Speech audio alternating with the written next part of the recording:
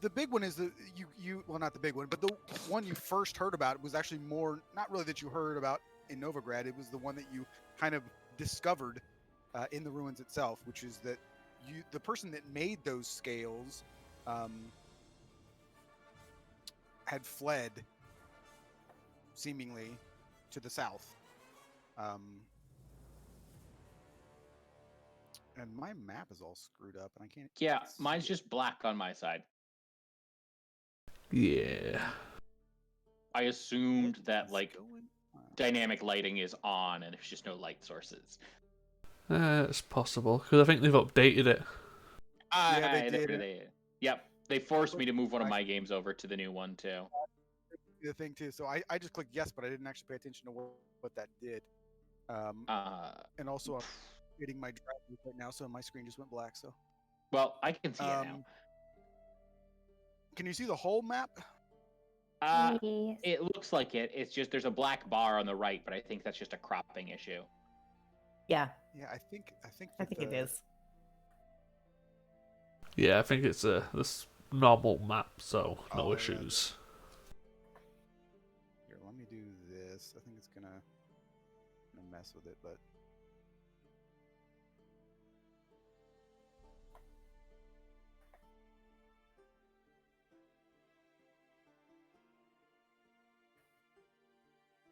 Oh, now there's a black bar on top.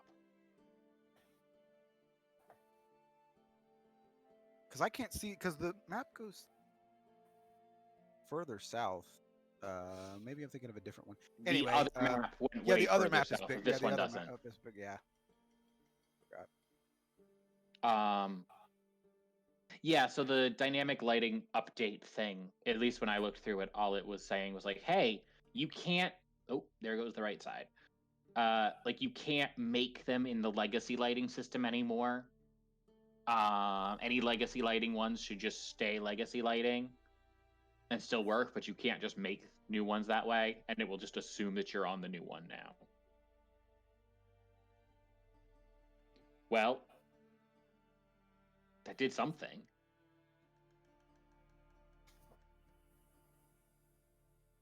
Yeah, I think it was a case of the lead was taking us down towards, what was it? Gwendiff? Yeah, it was like... Sounds about right. South... Like an elven city to the south. So, yeah, I think it's Gwendiff. Or it's a former... I don't think it's currently... I'll open up my notes and see if I see it in there. Because that's not even last session. That's technically like the session before. Yeah, because the last session was just killing the elementals.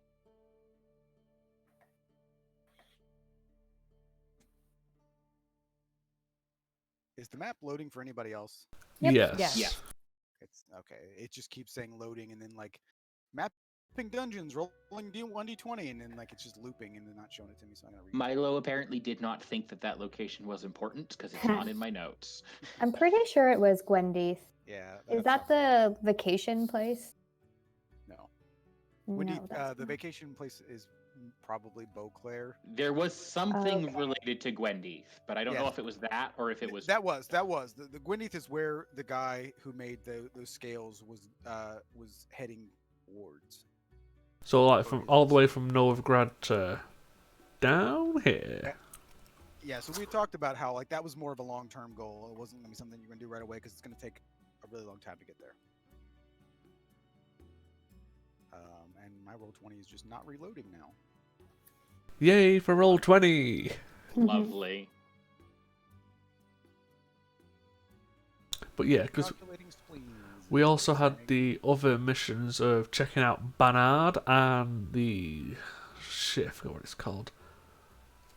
The other school. Yeah, the other school, the ruins of the old school. Yeah. Aretusa, that's the one. Many relics and documents may be found. That's what I wrote for my notes. Yeah, so those were both requests from the lodge. Yep. And then you had heard about that was a woman disappearing from a beach. Yep. To the south of Novigrad, as well as another woman, her husband, and their child disappearing from the same place. And then, so the first woman disappeared about a month ago. The second woman disappeared, or the second family, essentially, first family, I suppose, disappeared about 2 weeks ago. And then just a few days ago, another woman and her child also disappeared. Yeah, and then there was another one about the Crookback Bog in Velen. Yes. And I think that was all we had in the chat. Yes, it was. There might have been one more.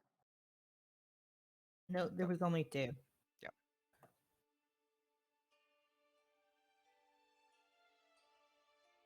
So the other 2 that you found are you could kind of do them in a. They're sort of on the way to each other. The first one's like sort of on the way to the second one. So because Velen is not really shown very clearly on this particular map, but like Velen is like this area. Hmm. That general south of the Acorn Bay. You can see there's a place called Gore's Velen right there. I don't really.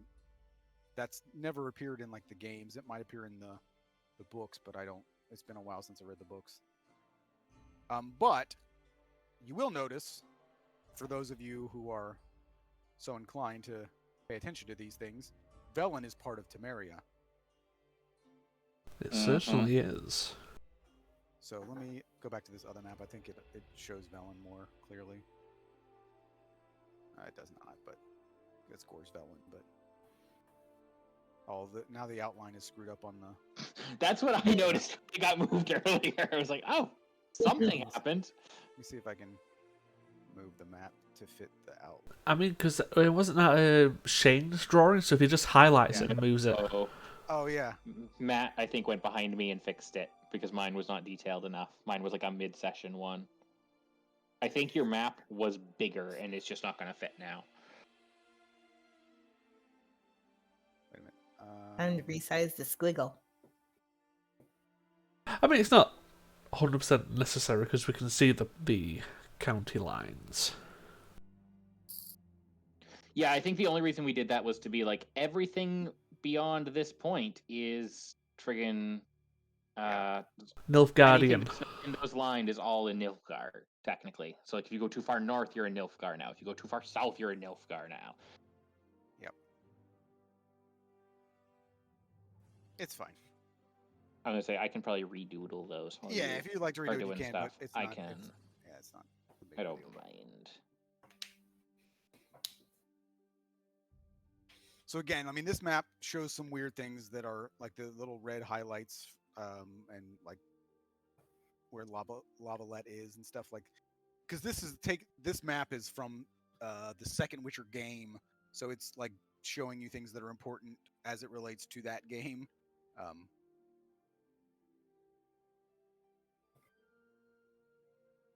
But yeah, Banard is a place that you could go, which is over here in the mountains. And then the ruins of Aretuza are like down here. I think Aretuza is probably a little closer.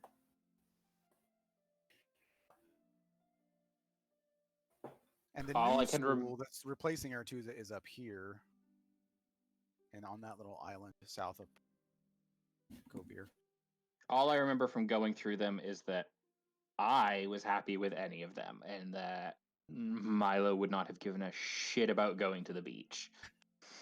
So yeah, the closest one would be, and the one that we're going to follow up on, and I picked it because it was the closest, and so we wouldn't have to do a lot of travel, was the one where the people went missing on the beach. Yep. Yeah. I figured. Just because, again, in that way, it's the quickest one. It really won't take you too long to get to. So the one thing I will clarify is that calling it a beach is generous. Really, you're going south to, the general area of around the Pontar Valley. So you're going down in that general area. And one thing that is should be noted about that general area, and really a big portion of Velen itself, it's very, very swampy.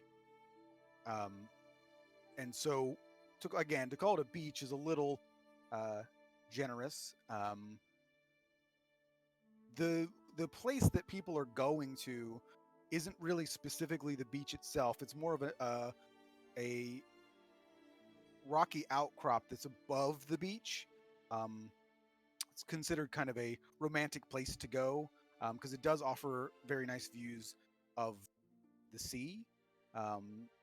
It's not an easy trek to get there though, so it's kind of secluded, which also adds to sort of the romance, right? It's a secluded area that you can go and be with your lover. But Sounds like how horrible Lovecraftian things happen.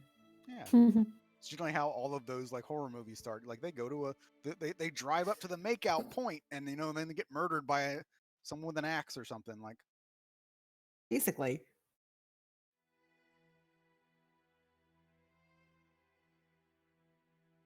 but scary enough. Like if you know anything about the Zodiac killer, that like actually happened.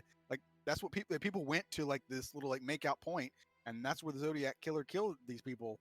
Like so it's not even just a movie trope. But these people, so I'll just kind of give you around. We'll just assume that you guys, as you were shopping around, kind of asked around about this as well. So when the first person disappeared, it was sort of assumed that she drowned, and because again, this is sort of well, as we know, in this world, it's dangerous and frightening, and the Witcher also would know that if you spend a lot of time around the water, drowners will often take people. So that's kind of what they assumed happened, is this person was killed, and it's not. Sadly, it didn't really strike anyone as being supremely odd. Those things kind of happen. Drowner. So a drowner is a monster, and even if you go and you look up the lore, what's funny is even within the in-universe lore of The Witcher, there are different stories. Generally, if you get the story from a Witcher, Witchers tend to be very analytical about most of these things.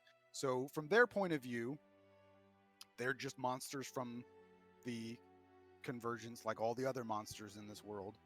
But the common folk tend to believe that the drowners are terrible people who drowned and were so upset with their deaths that they came back as essentially waterlogged zombies in a way. They're not really zombies. They actually move very, very quickly, and they're extremely dangerous. And they do try. They call them drowners because they do try and pull people underwater and drown them. Fair But enough. they look like corpses. They smell like corpses. They would technically be considered undead. But again, if you were to ask Baran about his knowledge of the drowners, he would be able to give you some more information. Like a lot of the monsters within the Witcher universe, they are somewhat like glass cannons in that drowners tend to swarm. There's a lot of them all at once, and if they hit you, they can hit you pretty hard, but you can usually take them down relatively easily as well. But there's usually a lot of them all in one place. Can I decide whether I'd prefer to come across drowners or Vodgenoi? Both at the same time. No, Vodgenoi are more like fish people. Oh, okay. Gotcha. So the assumption was that the first person either drowned or was possibly killed by drowners, and people just kind of, that sucks, but they kind of accepted that maybe something bad happened and kind of moved on. But then,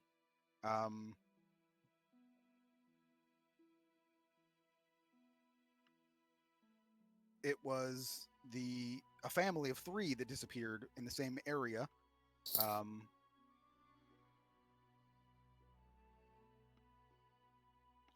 Just to give you a little bit more detail, the first person that disappeared, it was a young teenage girl, and she was not from Novigrad, so she had kind of come as assuming like as a visitor. So that was another reason that, because people didn't really know who she was, there were a few people that were there with her, and they noticed that she was gone, but the general populace didn't even know who they were. So another reason why it wasn't viewed as a huge thing. However, the family was actually from Novigrad, and it was a young parents with an infant daughter that went missing. And so therefore it seemed a little more unlikely that they would have just drowned accidentally, because they're from Novigrad, so they would have known what was, the area and that type of thing. And then you would have found that the third person was actually the sister of the second woman who disappeared. And it was her and her daughter that disappeared as they were looking for her sister, who had previously disappeared.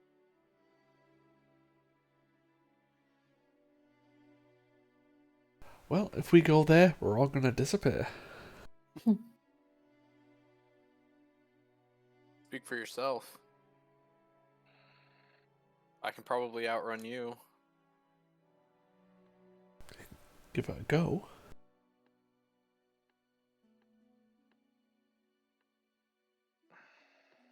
So, if there's anything that you guys want to do beforehand, and another thing, I mean, feel free if you guys have the inclination to do so. I mean, obviously, your characters haven't had a lot of like downtime to like really even get to know each other or discuss what you guys are actually doing here. So, I mean, you guys like kind of like met, and you met with the lodge, and then you went on a thing, and then but you really haven't had time to say like, hey, this is why I'm doing this, or this is what.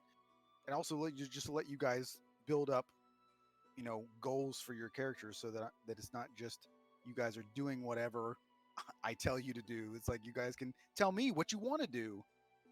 Obviously, I'm not putting anybody on the spot, so if you don't have any ideas or anything, you don't have to do that. But I'm giving you the opportunity, if you'd like to kind of build that. And we'll also assume that, again, that Mike's character was called back to the Skellige Isles for now, and then he will return when he's able. All right. Well, I mean, if we have to go swimming for any reason, which one of you guys doesn't know how to swim? Oh, I don't know And how to swim. I will light up. Cool, that's one. Yeah, best way I've to learn actually is to never. just jump in and try. I've never seen the Ah. sea before, though. A river, perhaps? How about like a pond? Let's go find a pond. I've seen a small river, but I've never swam in it. I've bathed in one. I don't think that's the same as swimming, though. No. Basically the same thing. Not Milo. Look, But I don't even know why we're going to the beach. Like, Well, we're finding out why these families are disappearing, and it's very suspicious, actually. Yeah, probably best looking to find some waterproof clothing, especially for our lower halves. Are there waterproof shoes? Not wearing wax canvas in the water. No, but the last thing you want to do is to be trudging around in swamps or other wet places where you're completely drenched all the time. Listen, I got something, but you aren't getting to see all this. I'm just saying, that's for hubby alone. Who? What? You can bring a change of clothes. Oh no. Wait, what was the original thing? How will I survive without seeing you? I know. It really is your loss. Oh shucks. Milo is just standing in the back, shaking his head like, "No, you are fine." Wait, but what's a Havi? I'm gonna put down my bag and rummage through it and produce a one-piece swimsuit with like a little frill around the middle. Ta-da! That's a Havi? No. This is my swimsuit for when I go in the water. My hubby is my husband. Hubby! I was hearing hubby with a V. Hubby. Oh, Oh, you have Oscar. a husband. I do. Oh, you love him. Oh, and he's such a good cook. Oh, Oh, that's he's got so much on his hand. He's got the twins at home. that's so cute. Are they halflings as well? Then I assume you have children. Yeah. Or Carissa and Aegis. oh, He's lovely a family. passable cook. I mean, you haven't died yet. That is not a high bar. And your plate is always clean at the end of the day. I mean, no point in letting it go to waste. And you don't really talk during your meal. Keeping it down. Oh, come on. What Mom always said.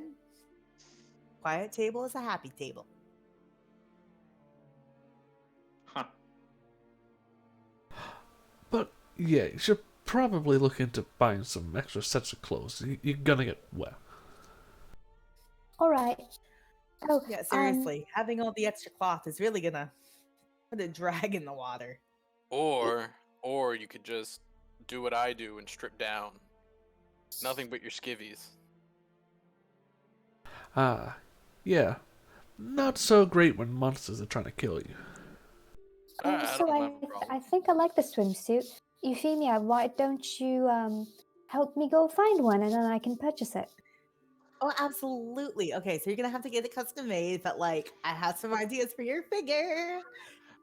Milo just takes 2 big steps away from this conversation. So, Milo, Roran, I'm guessing we're doing shopping for the waterproofing. Sounds about right. Yeah. I've And got also, I nothing better forgot to do. I forgot to mention. So there is this is like essentially a contract, potentially like a Witcher contract, but the offer at default would be 50 gold or 50 crown for the return of any of their bodies, like so 50 for each body you might return, and then if anybody comes back alive, then possibly more than that, but it doesn't specifically state how much.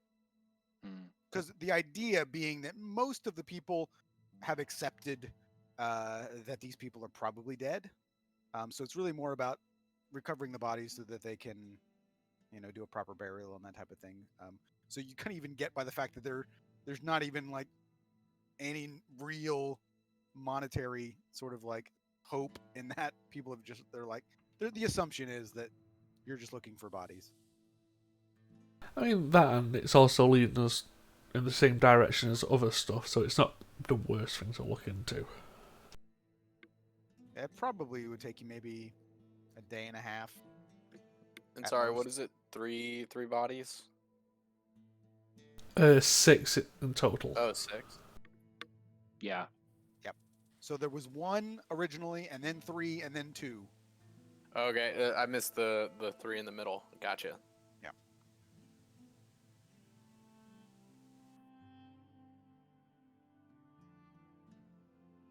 So I suppose Milo will help out with getting whatever gear it is that Baran feels like we need for this.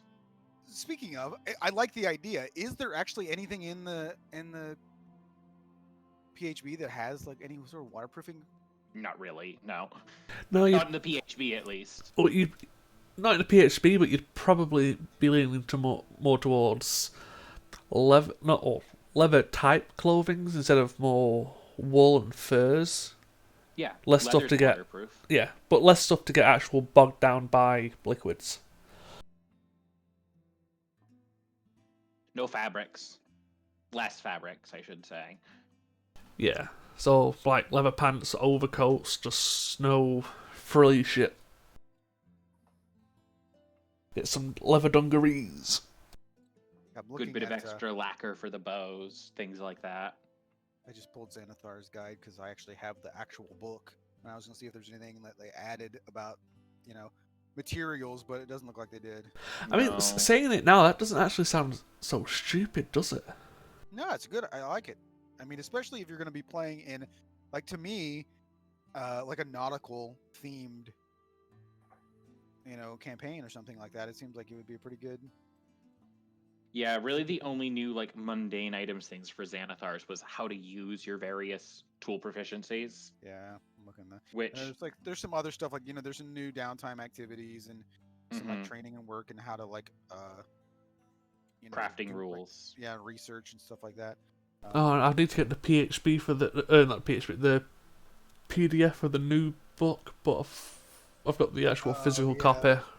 What is it? The candles? No, not Candlekeep. It's Tasha's. Tasha's. Yeah, I've got the physical, Oh, but I've not got it next to me.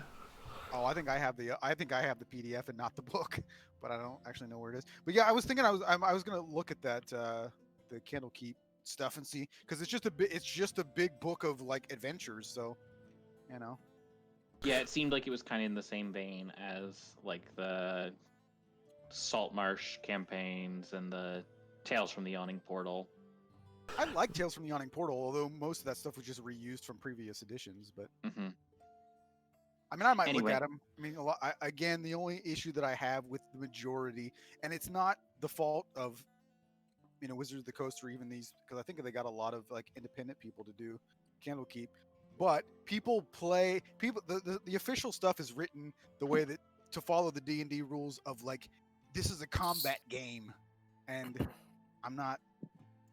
I like combat, but it's like I wish that there were more adventures that were written about mystery and intrigue and investigation and stuff like that, which is why I really liked Call of Cthulhu TRPG that nobody plays.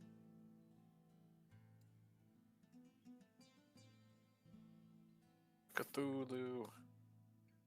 It's super fun. I think, like Tara, I think you would really like it. Yeah, it sounds like something I would like.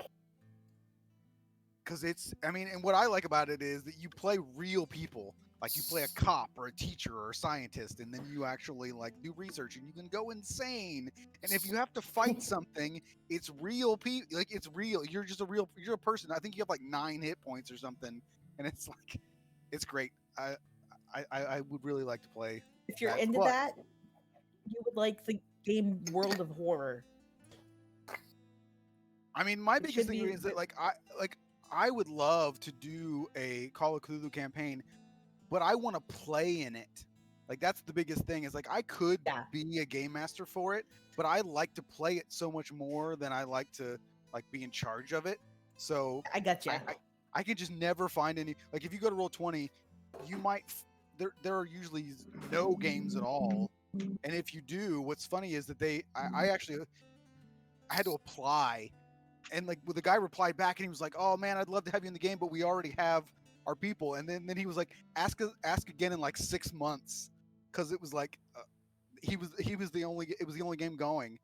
And I was like, "All right, well, I never followed up, but 6 months later, I wasn't gonna sit around waiting." But oof, yeah, that's rough. It sounds like so much fun, though. You're right. It is a super fun game. But anyway, that was a total sidebar. But yeah, I've got some stuff like wax cotton, paraffin wax, some linseed oil. So it's like just stuff to do mindless stuff.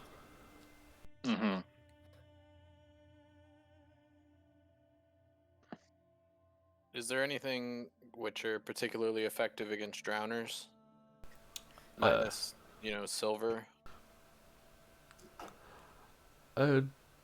Generally, that go down to normal steel, but you just gotta hope they don't surround you. Yeah, because I don't expect you to actually know off the top of your head. But a Witcher would know.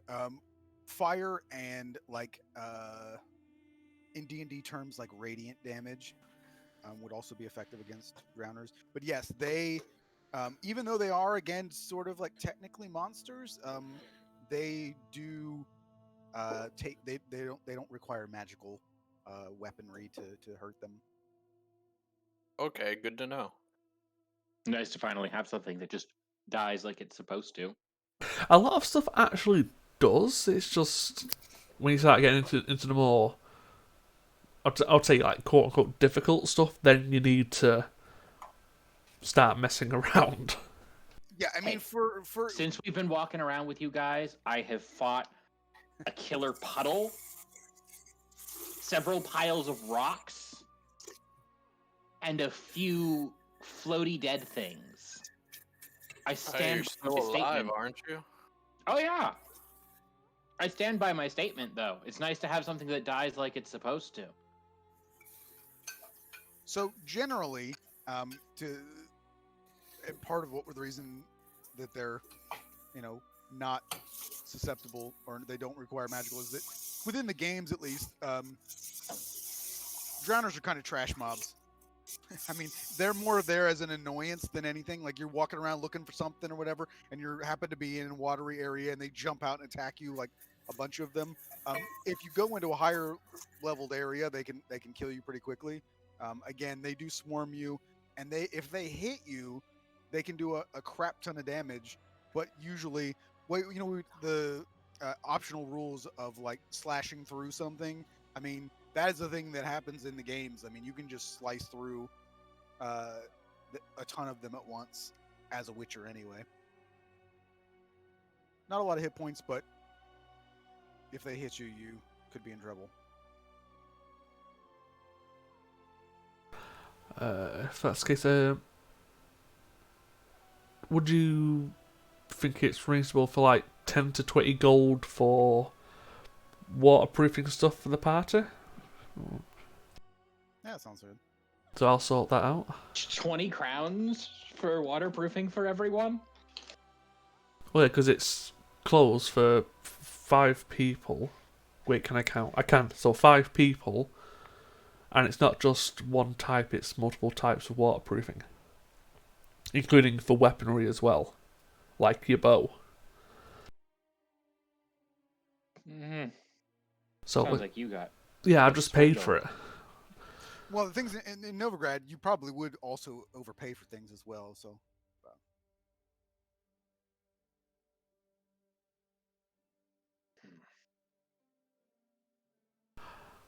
Well, at least we're prepared for some stuff that may appear. Hopefully the ladies are finished with their 1-piece, 2-piece, bathing piece shopping. Mm. the other thing that you might try and, I mean, just as far as your planning is concerned, I mean, obviously, swamplands would be difficult terrain for just about anybody, but it's going to be exceptionally difficult for halflings. Because what is, knee deep, It's like chest deep. right? Should we get you some tennis shoes? Get some like snowshoes, that spread out Yeah. Because I mean, when you think about the swamp, I mean, obviously it is going to be some water, and it's the sucking mud, right? Like when you step in it, and it like envelops your feet, and then you have to like strain to pull your foot out, and for someone who has very short legs, it could be a problem. Once we look, I don't want to have to lug like whatever the hell you are imagining to get across this water. But there's lots of trees there still too, right? I mean, generally the swamp area is going to be littered with. I'm assuming that was directed at one of the people with Milo. Well- I'm not actually like mad at you guys or anything. right. But But I mean, just so that you could kind of give you the lay of the land of like Velen in Mhm. general, is that you do there are it's not the most forested area, but you do. It's not necessarily like I mean, it's not all just water. So there are high areas. So there would be essentially like if you want to think of it as like small little islands, sort of like dotted throughout. So whether it be possibly like jumping from one to the next, having somebody pick up the halfling and toss them to the next, Mm. to avoid going into the swampy area itself. I mean, that's something that really everybody's gonna probably want to try and do because the in addition to just it being difficult to walk through, you don't know what's in that water, and the uh, the Witcher would be able to know that. I mean, drowners hide in that water, and then they will jump out and try and drown people. There are water hags. There are all kinds of nasty things in the swamps. But that being said, there are also, if you know where to look, there are paths that have been made. So usually like sort of like wooden bridges that go across from those small little islands to islands. The problem with those, of course, being that it's not like they're well kept. It's not like people are constantly, you know, keeping them in good shape so they get waterlogged and they, start to rot and those types of things. So Hmm. Well, and if you have a weak stomach, it's a horrible place because obviously swamps smell terrible. I mean, are we in any real rush? Honestly. well, the longer we take, the more chance of not recovering any bodies. Or of there being more for us to get paid for. True, Or but they hire someone else. you also Yeah. seem to forget that the two ladies wish to visit the beach, and what's near the beach? The swamps. Yes. That does raise an interesting question, though, Witcher. Yes. I've been meaning to ask you this since our first trip out. Why are you doing this in general? Uh, Generally, this is pretty much all I'm trained for, and the money's quite nice. Still, it seems like an odd choice to make. Like How so? you certainly seem a bit, I don't know, beholden to the humans around here, around wherever we've been so far, by your line of work. Well, it's not necessarily beholden to the people around here. It's a case of when you take a job, you have to finish it. If you get a reputation of not doing your job, you don't get hired. I suppose that's true. I don't know. I was just kind of thinking about it a little differently, I suppose. Foolish question. It's all Well, right. no, please. What are you thinking? Well, I mean, I don't know. Like, it's from what little I know about the situation with Witchers, which is very little, admittedly. Sounds like you kind of got a free pass to not have to put up with the humans. So, I don't know. That sounds like a really good deal to me. Uh, yes and no. It's more of a case of when you come like me, you kind of get put into one line of work, and it's either that or, well, stay in a broken down fortress for the rest of your life. Yeah, I suppose. Some folks that might be a little worse, yeah. All right, yeah. Like I said, I just kind of wasn't necessarily thinking about the monetary ramifications with that. It makes a little more sense. And I mean, let's be honest, there's not many of my kind left, and there seems to be a lot more monsters roaming around. So, that means more work. Yeah. But, I mean, the monsters don't bother you, typically, right? It depends on how smart the monsters are.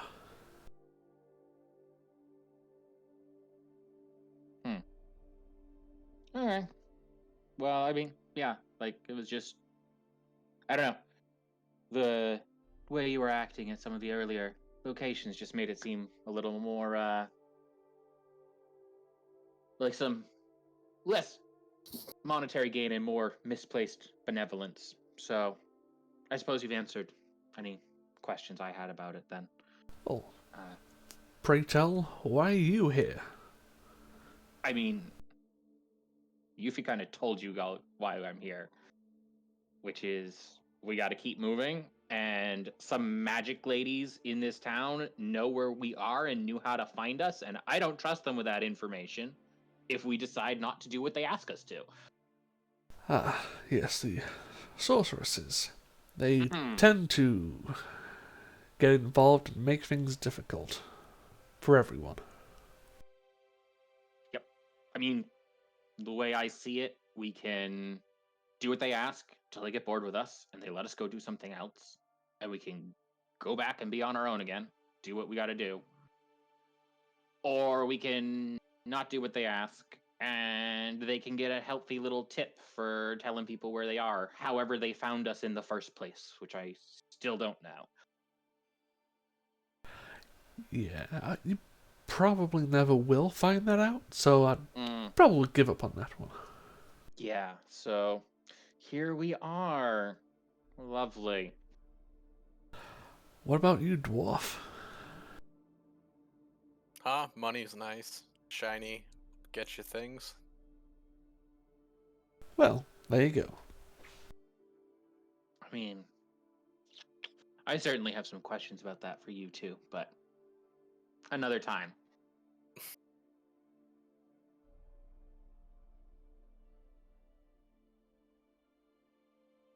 So, And we're there. yeah.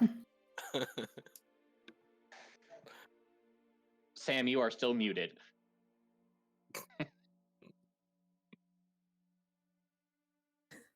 So, like, Sylvie, all right, how comfortable are you with your body? Oh, I'd say I'm pretty comfortable. I mean, I don't have the biggest breasts in the world, but I think that's okay. All right. So, like, the easy swimwear is just something that covers the bits, but like, you can go further. We can add more clothes. We could take some away. Depends on what you're comfortable with. So a lot to decide. Either way, yeah, you're still gonna want it to be skin tight though. Okay, skin tight. I kind of like the way yours look, except maybe have that frilly part that you have in the middle. Maybe have it on the shoulders. Oh, that could be adorable. Either way, we're gonna totally have to get this custom made. Okay, custom made. We can do that. I've got crowns now. Yeah, oh, absolutely. Oh, then we're gonna have so much fun. Also, you're probably gonna want some like really nice sandals that tie around the ankles. Okay. This Because is your skin gets soft in the water, and like you're gonna be out in the willy wax. It just really hurts, and nothing sucks worse than getting a deep cut on your foot. Oh yes. Especially if it's between the toes. Yes, I have had that happen before. That is very, very. It's not good. All right, so let's go shopping. Okay, this is very exciting. I've never done such things. And do you guys just want thongs? Calling back to the guys. No, I have pants. That'll do. Are they skin tight pants?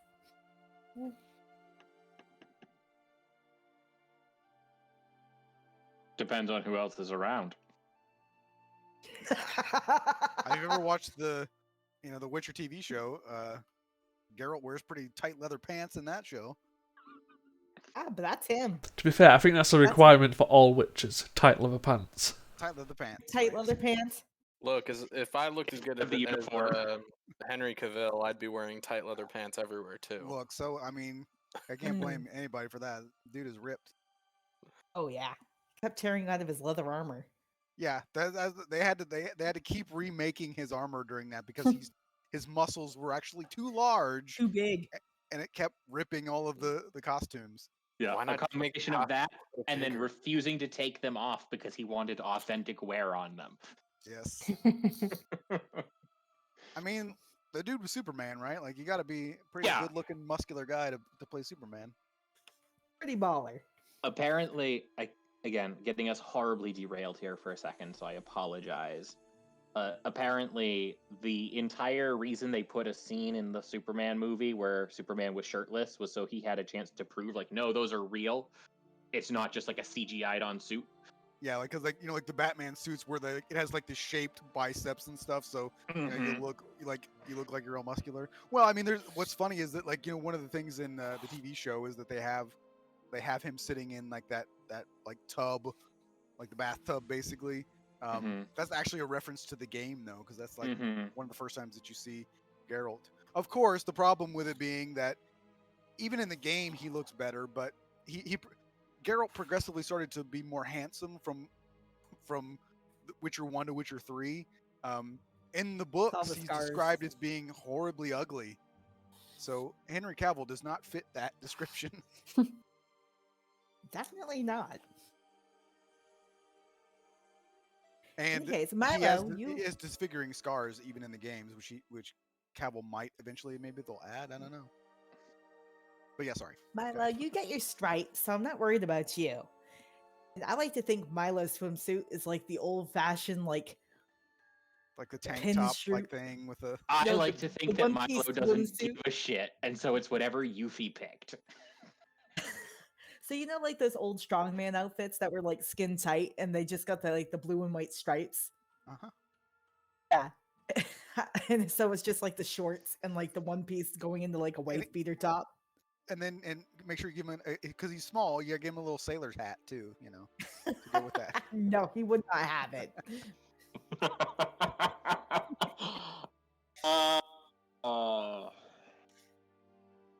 So I'm just excited to when you all get to the beach and realize that you're basically just in a rocky outcropping and near a swamp. What about you, Mr. Dwarf Man? I'm sorry. Swimsuits? What are you gonna wear in the water? My skivvies. We went over this. Oh, you're no fun. What? Does everyone need to spend a lot of money on a swimsuit for a swamp? Nope, I've got pants. Yeah. I don't plan if you on don't swimming dress in the like swamp. a hero, how are people gonna tell that you're a hero? You gotta have a custom outfit. I'm just saying. We are literally on the run from the law.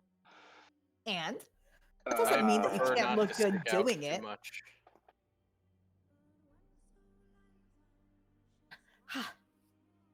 No sense of style.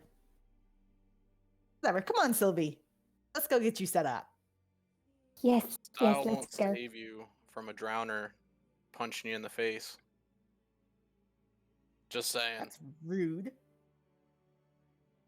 I Well- will pick you up a pie. Well, you do know Drow's greatest weaknesses, right? It's striking a pose with your ass in tight leather pants. I've never heard of this maneuver. Can you please demonstrate, Mr. Witcher? I don't know much. Sure. But I am pretty confident I know the results of that test. Yeah, it's not going I'm to going end to well. immediately, on hearing this, reverse trajectory and start fiddling with my coin purse. Okay. When you strike the pose, I bounce a coin off your butt. Yeah, just turn and just. That is dazzling. And it's so much surrounded bounce, by too. imbeciles. I just kind of face palm and turn around and walk away.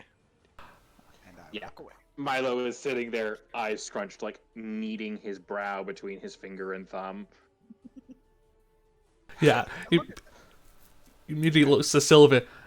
Don't actually try that. So that's not a good thing to do against drowners, then? No, that was sarcasm. No, Oh. it's a fantastic way to get a date. Oh, have you been on very many dates before your husband? Well, I mean, I can't just go kiss and tell. Kiss and tell what? Oh, honey. You'll understand when you're older, if you live that long. I'm How old actually is rather Sylvie? old. How old is Sylvie? She's 32. Nice. Oh, that's not. Will you hold up somewhere? If we could get you Oh. a nice boy. I did live in a forest for quite a while, and then I moved to a town, but that only lasted a little bit. Okay, honey. Okay. Yeah. So we'll be back, and we're picking up more than just a swimsuit. We're also picking up a person? No, I'm gonna head off into town with Sylvie to go get her swimsuit. And I didn't realize it was actually on this map because I didn't think it was that south. So Beauclair, which is actually in the DLC of The Witcher 3, in Toussaint. Beauclair is a more like kind of like the Tuscany in Italy, and it's sort of a place where you would go to, it's obviously not near the ocean, but you could go and it's more Vacation. of a vacation spot where it's nice and warm and all that fun stuff, and it's also close to Gwyndeath, which is right there. Wow. Hi. The place you would actually go use a swimsuit. Yeah, there are many lakes and stuff around Toussaint. In fact, there is the Lady of the Lake that appears in Beauclair in The Witcher 3. So I She mean, also toss out swords. she also Yeah, appears she near does. Vizima in Witcher in 1. The Witcher 1, yeah. Well, it's funny because it's actually a callback. So she gives him, I think it's called Aerodine, the sword, and she gives it to him again in The Witcher 3 and tells him not to lose it this time. Yeah, because he lost Okay, it that's in the pretty dragon funny. in Witcher 2. Yep. You gotta love those little callbacks and playthroughs for the whole series. And Terry, you mentioned that you were thinking about getting it, so you'll have to let me know how it plays. I own it on the Switch, but I've never played it on the Switch. Yep, I have it. I'm gonna play it after I defend my thesis. I'm excited. Yeah, I mean, obviously the graphics aren't up to par, but I hear it runs pretty well, and actually I'm so amazed that because it's the whole thing. It's all the DLC too. So I mean, they have that massive game on that tiny little Switch cart. It's amazing. Yeah. But yeah, again, my favorite game of all time. So and of course, when you play it, you'll be like, oh man, Matt is stealing all the stuff from these games. That is okay. What I've been thinking about doing, and again, I'll try not to side drag anymore, but I thought I think I might do this, and it would be cool if I did it as a prize, but whatever. So I don't know if you guys are familiar with Cameo. It's like a thing that like celebrities and stuff do that you can like hire them to like say stuff. Yeah, and The if you're guy who lucky, you plays get one that Geralt- doesn't care. Yeah. So the guy who plays Geralt has one. So I was thinking about like hiring him to like in a scene where we would meet Geralt. I was like thinking about hiring him to like say something to you guys in character as Geralt. Oh my god, that'd be really cool. I think it would be kind of cool. So I mean, I think it's not super That'd expensive. be either. really super cool. So I was thinking about doing that. Was getting him to record something. I just don't know what, but I think it would be cool to have Geralt actually talk to you guys. As a Versus me surprise, that would have been fascinating. Yeah, I mean, I didn't really. The thing about it though is like I didn't really like. I wanted to bring it up just because the reality of the situation is that I don't really know that you guys will ever even meet Geralt, but I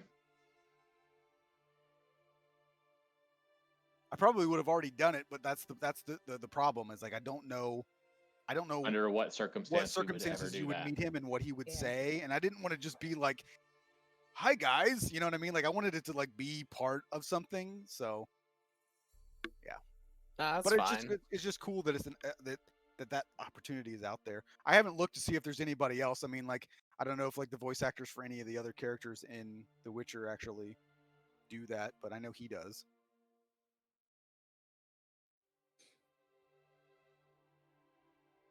It's back to the beach episode. Back to the beach episode. We got the beach episode, then we have the hot springs episode, and then Don't we need like a sports day episode as well? No, that's Yeah, what the yeah. tournament arc is for. yes, Mm. you gotta go in and you know go into pit fighting and all that kind of stuff. So, which even most of the I think the Witcher 2 and 3 both have that episode in them, the tournament fighting. So I mean, yeah, like you probably would be able to get even custom made, because I mean, bathing suits are not like you're getting a full outfit with a ton of material necessarily made. So obviously they would need to measure you and make it for you, which you could probably get done in a day. You probably would have to pay a little bit more to get it done in a day, but I would say it probably only costs a couple of crowns to get something made. And the sandals. Okay, so we'll call it 3 crowns. Cool. Yay. Sylvie will give 5 because they were so nice. But it'll take a little bit of time, so you guys would probably have to stay. You wouldn't be able to leave like that day. But also on the slide, get her a date night dress. So a couple more, probably Yeah. 3. Okay. But you guys could Yeah, go back to the Chameleon, which again is Dandelion's inn / cabaret club type thing. So you could be entertained there and get some drinks, and no one from the lodge is still there. But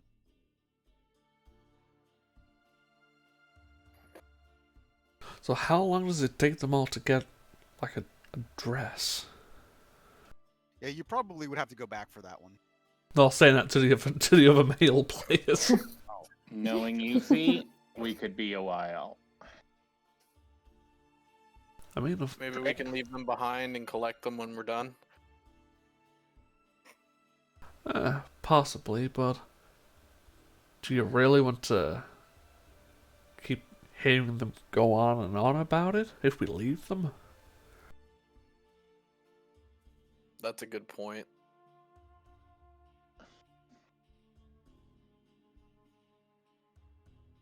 Plus, leaving Yuffie out alone in a city full of humans, probably not the best idea in the world.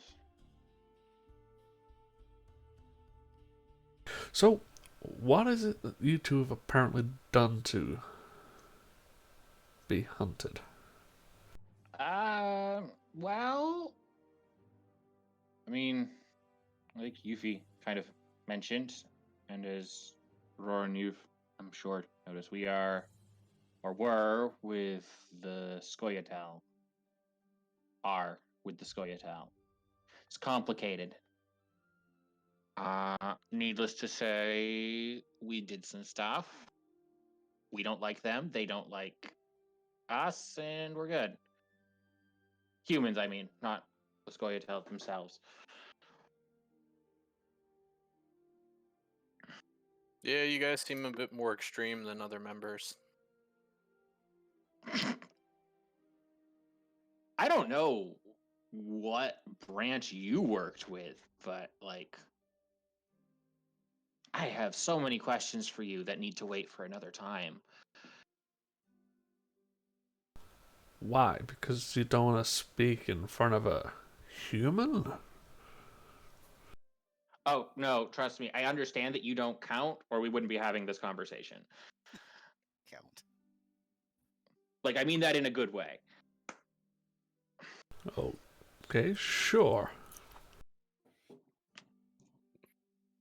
In general, Witchers don't really consider themselves human anymore either. So Well, that's kind of why I said it with the question mark. Do you think I'm human? No, like you're cool. You're fine. We're fine for now. Just more private conversations required for that. Nothing personal. So, about these drowners. Mm. That was just. I divert the conversation to the task at hand. Traps. How about we set up a bunch of them? Well, you'd have to set them close enough to the swamp area and hope they follow you out of the swamp. So there's no guarantee of that happening. Or you sneak into the swamp and you lay them around, walk them into them. Or you even just keep some to cover your ass in case you gotta make a quick retreat. Don't they surround you? Or try to anyway? Try to. You're probably best off with bombs. I don't got those. Generally, any type of fire should do the trick.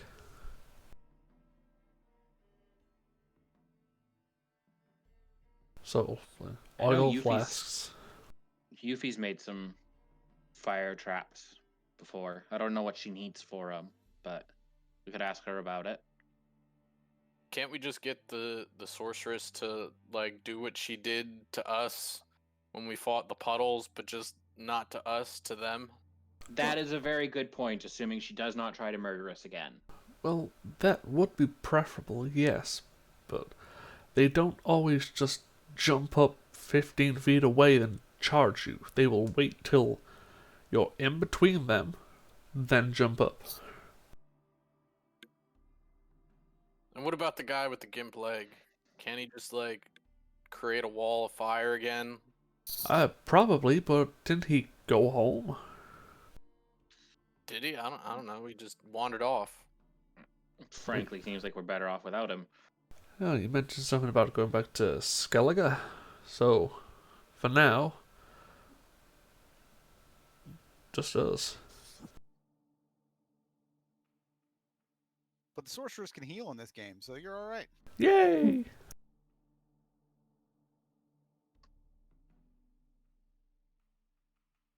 We'll be fine without him. Just stab him, right? Stab him in the head, the chest. Do they die like normal people?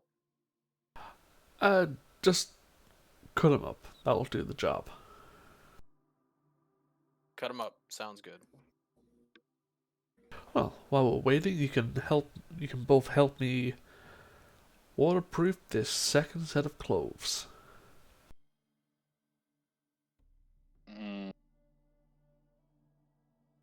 That sounds like a job for the tavern.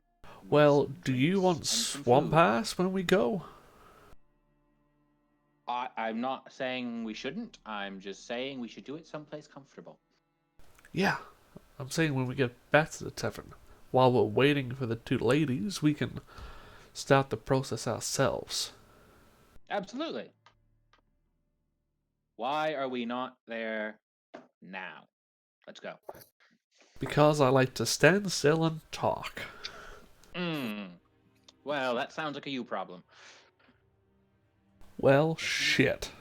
Standing out in the streets, a witcher, a dwarf, and an halfling is not going to draw any suspicion at all. To be fair, a witcher, a dwarf, and a halfling walk into a bar doesn't sound much better. True, but the chameleon is a bit more welcoming than other places would be for people that are not human. So, and it's also conveniently located right by one of the exit gates, which is very helpful. So you can run away really fast. Yay. So I guess it sounds like the guys are going to the inn to waterproof clothes while the women do their swimsuit shopping. Yes. And the swimsuit stuff would, again, not be super long, but if you wanted to order a dress on the sly, you would need to place the order for that and say, hey, do the best for the measurements that you took with the swimsuit, and then you'll have to come back for that because obviously that would take a bit longer. Definitely.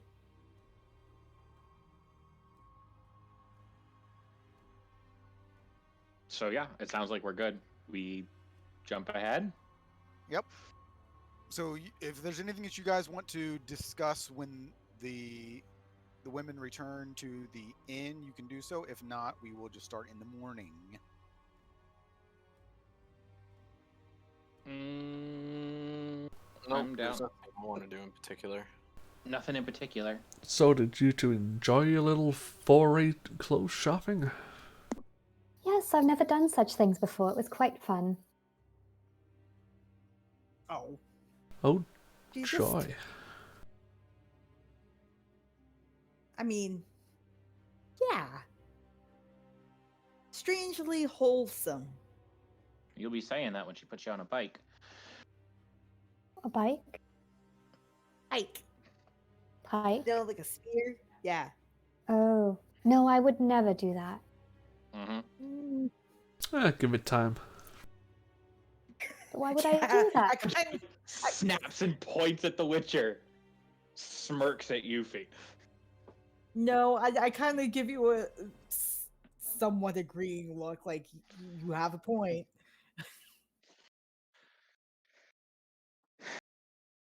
Well, while you two are out buying lovely clothes, we've bought some extras for everyone and we're waxing them up so they're waterproof, so... Yay! Cool. What else you guys been doing today? Pretty much that's it. Oh, did you talk strategy or anything? Yeah, burn it with fire. Oh, I can do that. Also, It, as in the other things, Wait, not us. I wasn't. Oh, no, I wouldn't. I've learned not to use magic too close to you, so that won't happen again. also chop it up and burn it with fire. That's basically the strategy if we come across drowners. Milo Well, goes I mean- back to waterproofing and just like subconsciously touches the little patch of singed hair again.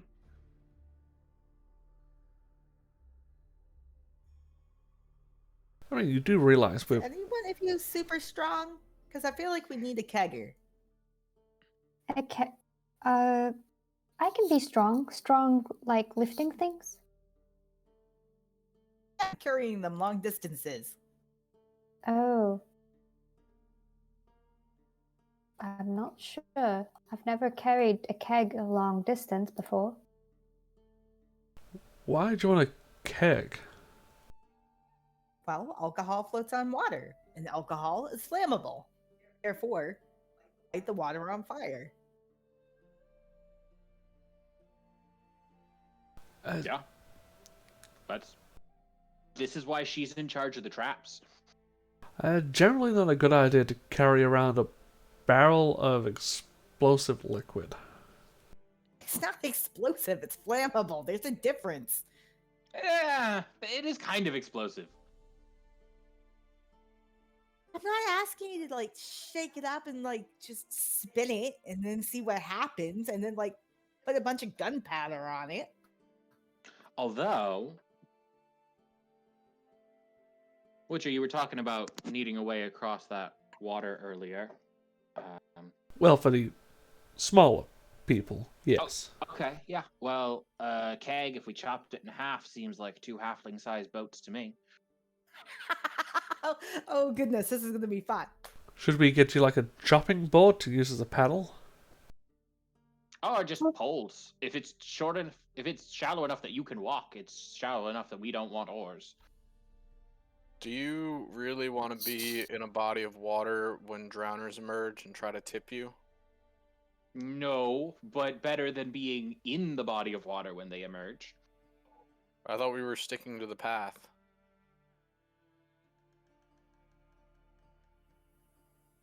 I just know what I was told earlier about the place. It's not an area I'm familiar with. Well, generally drowners won't appear next to the path. You generally have to wander off a little bit. I'm a deadly squad of bugs. Try to avoid them. Usually a good idea.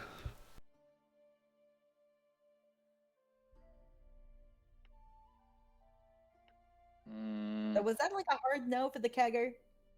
Unless you're willing to carry it around yourself, probably I'm gonna stick with no.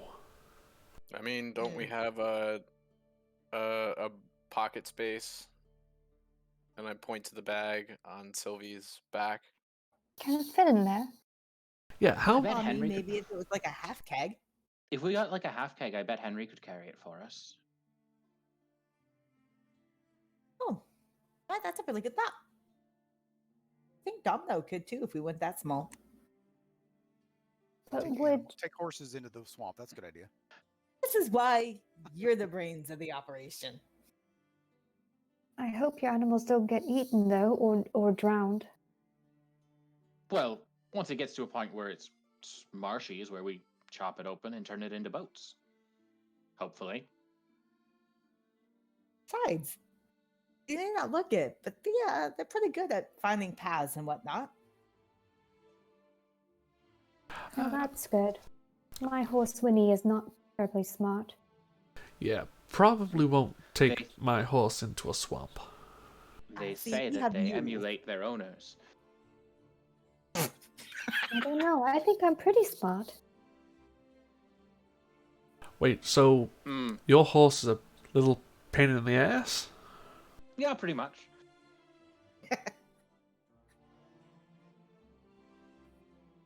All right. Okay. Yeah.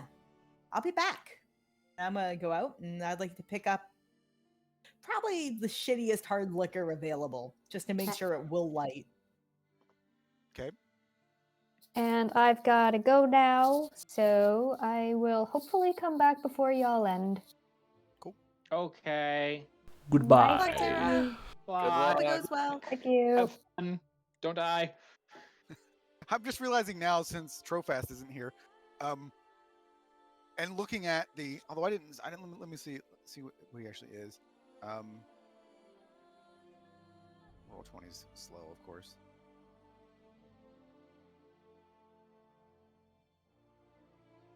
Yeah, Trofast was the only one of your characters that was over 6 feet tall.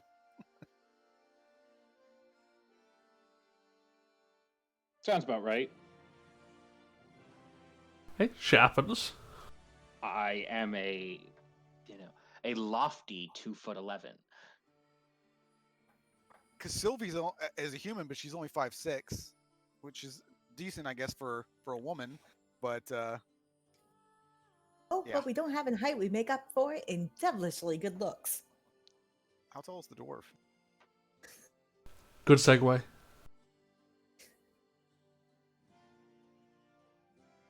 I don't know how tall. I don't know. I dwarves don't mean really to keep clicking on that. I'm sorry. I was holding a button. are. I'm not even on the screen, so I'm on a. Oh, different good. I was screen. just sending it to myself. I just realized that. Even better. Well, I know Baran is 5'10". Yeah, he's close, but. So, I'm a dwarf. what would you guys like to do? Do you want to head out to the investigate the area of the disappearances first? Did we have to spend another night before we could get supplies finished and No. stuff? No, I mean, the only thing that would keep you here is if you want to fully wait for the dress to get done. Nah. But you could easily get the half keg and all that with no problem. Sure. How much? Oh, just call it a crown because there's, who knows? I don't really. Doesn't matter. I don't care. Fair enough. I also, as someone who used to work in that industry, I want to be clear. What we think of as full kegs, at least here in the States, are half kegs. Well, because they don't fill them all the way, right? No, it's just No. because full kegs are so big that it takes multiple people to move them. So almost every place that gets kegs gets half kegs in distribution because it's the only way that you can feasibly get a human to move it and set it up by themselves.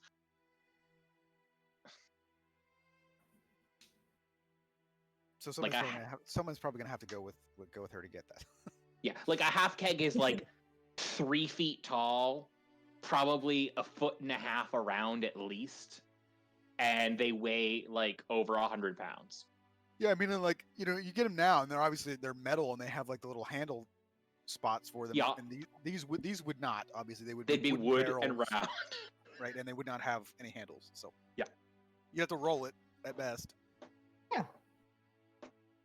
Yeah, just hope you don't come across a hill.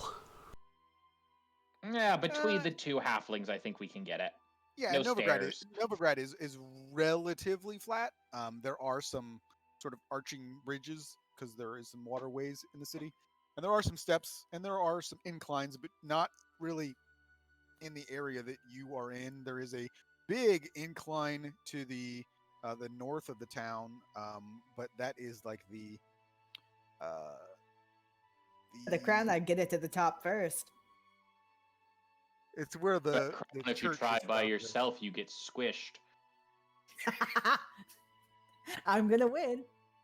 You go down a hill and then try and run on top of it, right? Like clowns do. No. So you guys are able to pick that up, and like I said, it's probably about a day and a half. Well, probably not even that. It's probably about a half a day, I would say, actually, to get to this location. Okay. Because one of the weird things that, like, again, it's really hard to judge like distance. Like, if you're looking at this map and you see Novigrad and Oxenfurt, like within the game, The Witcher 3, they are extremely close to each other. Novigrad and Oxenfurt, like they're real close to each other. This map, Okay. if you're looking at it, makes it look like it's a bit further. But so you would not be going as far as Oxenfurt. It would actually be closer to sort of like in between, really, in that general area. Okay. So it's still same day we started. I'm tracking days and stuff. So you would and probably be, if you leave in the morning, and you're going to be leaving probably a little later in the morning because we had to go shopping. Yep. So it would be probably late afternoon, early evening by the time you got there. If everybody was riding horses, it would be a little bit faster. But keep in mind, that's some one of of the us things. have ponies. Oh. Yeah, but regardless, one of the things to keep in mind is that, like I said, I purposely wanted you guys to be attached to your animals and give them names, and that they would be essentially your own NPCs. So they're not just throwaway animals like it tends to happen in so many D&D campaigns where you're like, well, we've reached a weird place and we don't really know how to leave we're just going to leave our animals here and then never get them again, right? Mm-hmm. So like, I want you guys to think about, like, if you take horses, what are you going to do with them? Where are you going to put them if you leave them? Do you really believe that they'll still be there when you get back? That kind of stuff. Well, I've named mine. It's called Not. Yes. Yes, not a riding horse. Domino was a black and white spotted mule. So yeah, just keep that in mind. It's not like it would be. I mean, you're not going that far, so it's not like, if you were going to, Beauclair, I'd be like, you guys probably want to get some horses. Take your horses. It's going to be a long journey. But if you wanted to make sure that your animal stayed safe, you would probably leave them in Novigrad. But again, it's up to you guys. You just have to think about the fact that that they're going to be with you, and that you don't. I mean, you're free to abandon them, I suppose, but. No, Henry's got all my stuff. Yeah. Not like that. Domino comes when I whistle. I mean, we can probably take the horses and just leave them in the local village. Yeah. Because there's always small villages pottering around not on maps. Mm-hmm. That's also true. Or there's like some weird hermit living away from society that's really happy to have someone to talk to. Usually people that like to seclude themselves from civilization aren't fond of guests. No, but they are fond of animals. I don't think you're an animal, are you? I'm referring to Domino. Keep up!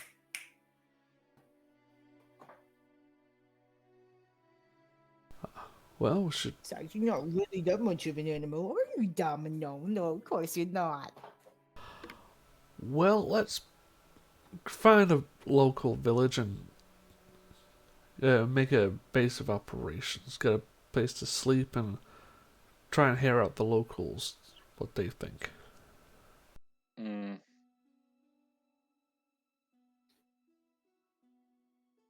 Because, you know, halflings and a dwarf and a witcher showing up usually keeps them at ease, you know?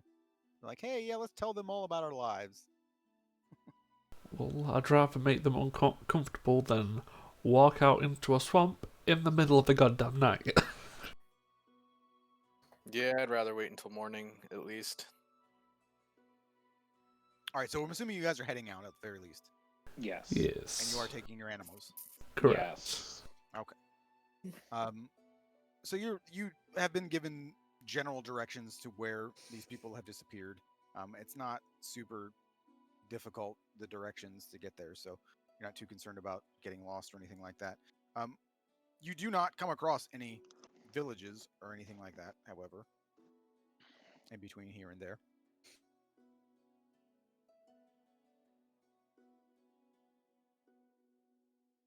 Hmm. Just us against the world. As it should have been. As it always comes back to. So you guys do get, and it is the it's getting somewhat later in the evening. I'm not really sure. I don't think we ever really decided like what time of year this specifically is. We have Um, not. No.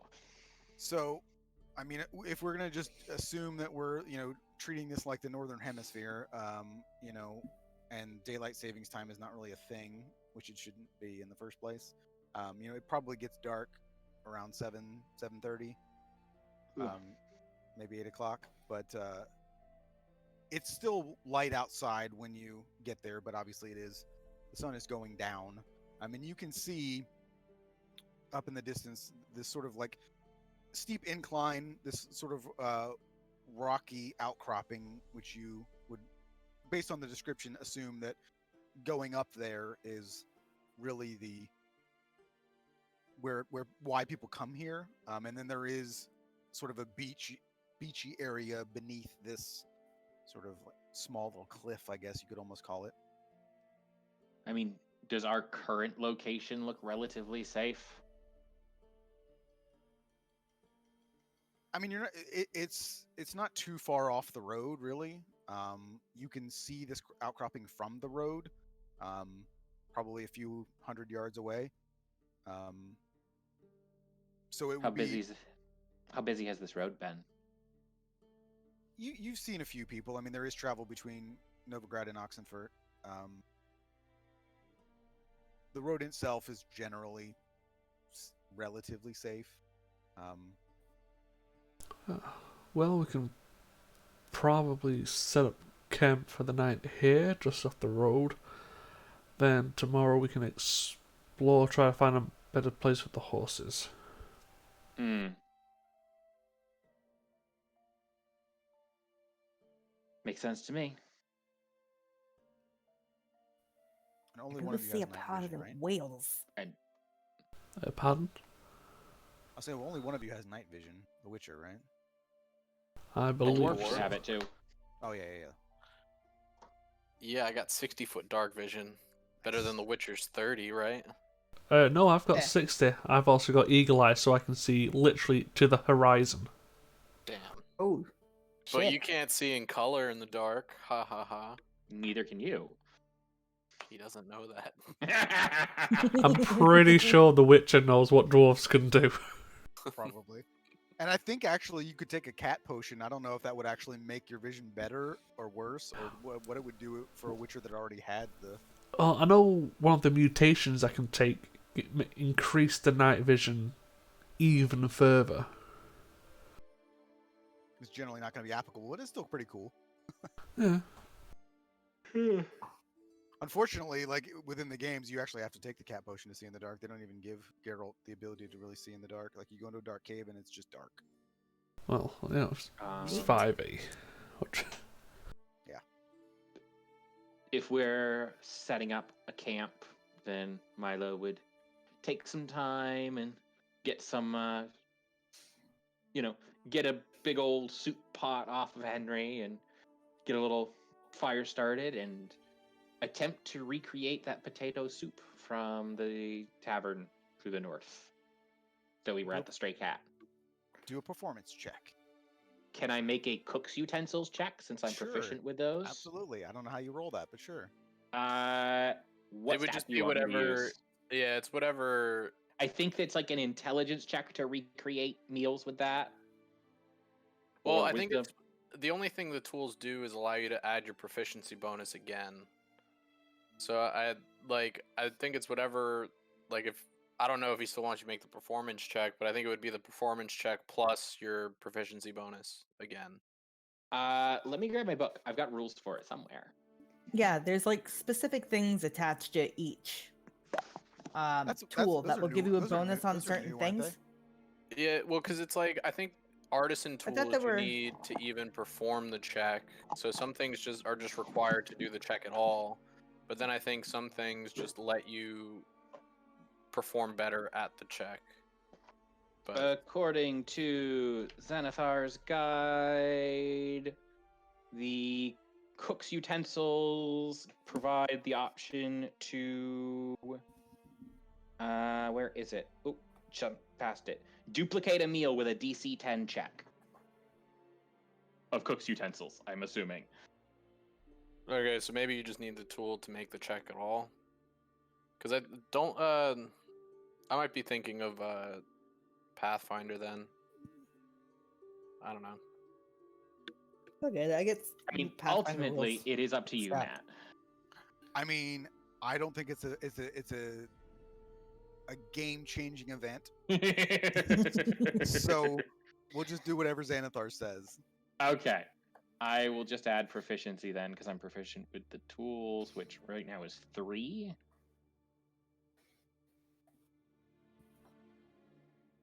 Nice.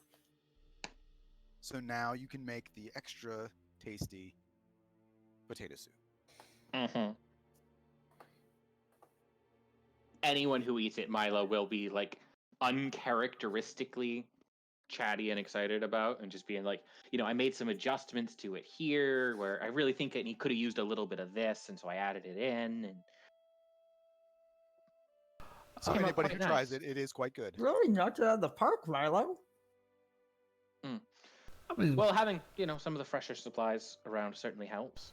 to be fair, it's pretty hard to fail at potato stew. You are incorrect, sir. Have you had a bad potato stew? It can get really bad. No, because generally it's not that hard to make potato stew. Maybe you're just naturally gifted at cooking, but I've seen people that can burn a salad. No, the Witcher's got a point. It's certainly not the most complicated dish. I'm assuming that's why they were making it up there, but it did taste quite nice. And you made it taste even better. Imagine taking a bunch rascal, of you. starch and throwing it in water. That's how bad it can get. Oh, that's rough. You have to be quite discerning with your potatoes, admittedly. Well, it's nice when they stay together and there's some other stuff in them. Or in it, the stew, So I mean, like for me, what I was thinking of is more of like. So I don't know for the fellow Americans, if you've ever been to O'Charlie's, Nope. I don't know if they have them, but basically, if you when I was describing it previously, think of it as it's basically potato soup. So it's kind of like a cream soup, and like Yeah. it's a very I mean, like the consistency is almost kind of like a chowder, with like some cheese and everything on it. So yeah, it's a kind of a thick. It's not really a stew. It's more of like a chowder, basically, with potato chowder, pretty much. You could throw in some clams and stuff. It'd be that you Ooh, find in the swamp. no. No. Now you're just ruining your potato stew.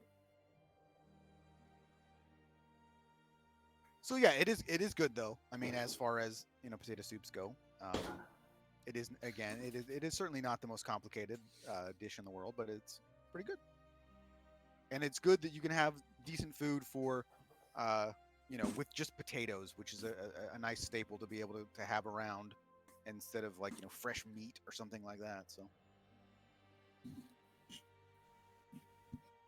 So you guys can take turns on watch if you would like. Sure. But before everyone goes or starts their sleep, here, all three of you, and he'll throw each of them a cloth and a small bottle of linseed oil. Oh, cool. Thanks. I start I think this is applying more it you like for you, Speed. cologne. Use that on your bows, arrows, and use it on your bloody whip. Oh. Okay. Mm, Oh. Unless you wish for them to get damaged in What's water. it gonna do? Just to be careful, just to be sure. You literally just put the oil and spread it across. Let it dry out, and it makes it, well, less chance for water affecting the wood, making it rot. Ah, yes. Oh, okay. Nice. Yeah. Thank you. Like, I'm not going to worry too much about the arrows. We go through those pretty consistently, but my bow, deeply appreciated. Yeah, both of Milo's bows getting that good treatment, and probably the silvered arrows too. Yeah, Yep, same.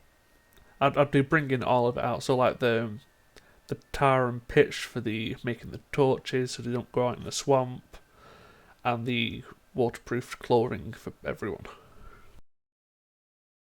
Cool. All right, so we're doing watches. Yeah, I can take one while everyone gets a bit of rest. Dibs So on you generally daylight. you generally have three watches with two people that can see in the dark. Milo, if there are people who are willing to do all the watches, Milo is going to choose not to because Milo's still technically exhausted. Yeah, I'll be doing one. I get the feeling that Sylvie would probably volunteer to do one, even if she can't see. I mean, obviously you can light a torch, but she just wouldn't be able to see it beyond the torch. Oh wait, no, he's not. So he'll do the same one as Yuffie, whichever one that one is, because that was a couple nights ago that he was exhausted. Well, I mean, like you can do it in three, so either one or two people don't have to participate. Well, that's the first watch done. That's sad. Oof.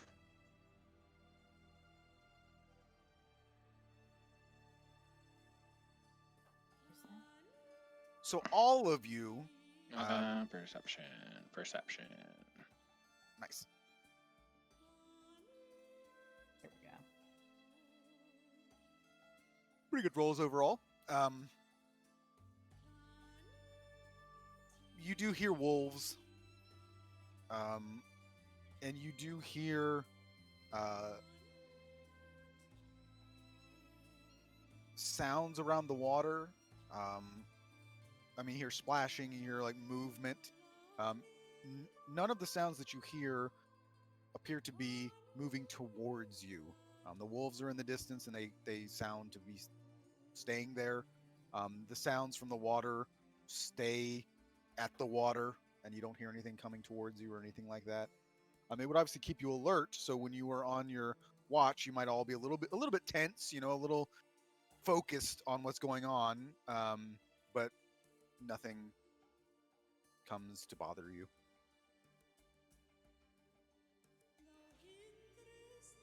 Well, that's nice.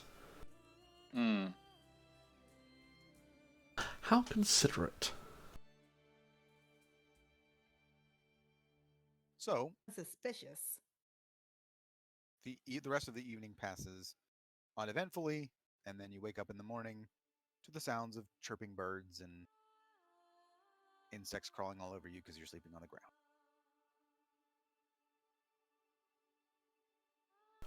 ground. Well, I assume everyone had a decent night's sleep considering what's around us.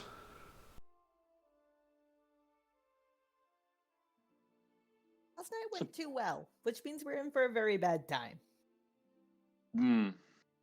The quiet before the storm. Something like that, yeah.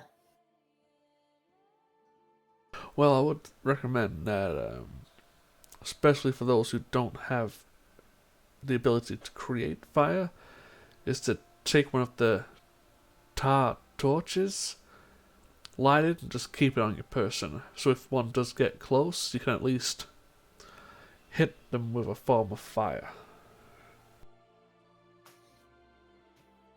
Makes sense to me. Yeah.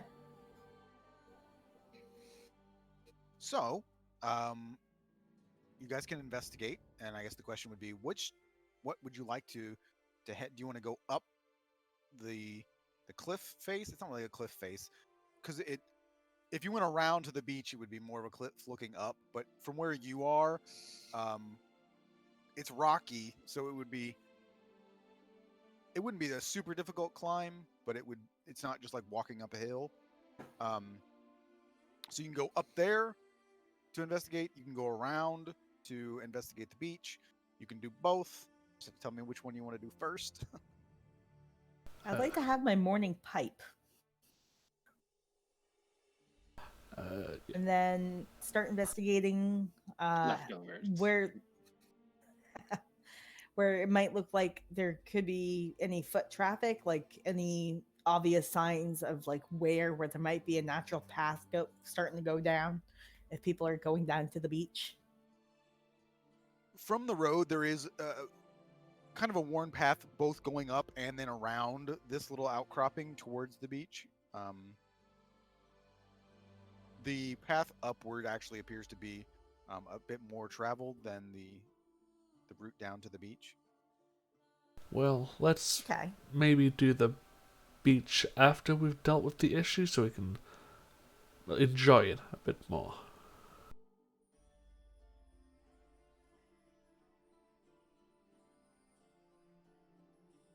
All right.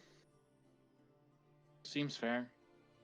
Although, didn't they go missing at the beach? That's what I thought. This general area is where they went missing. Again, most of the people come here, go up the outcropping because you get a nice view. Again, these are not the pristine sandy beaches that you want to lounge around under an umbrella and drink.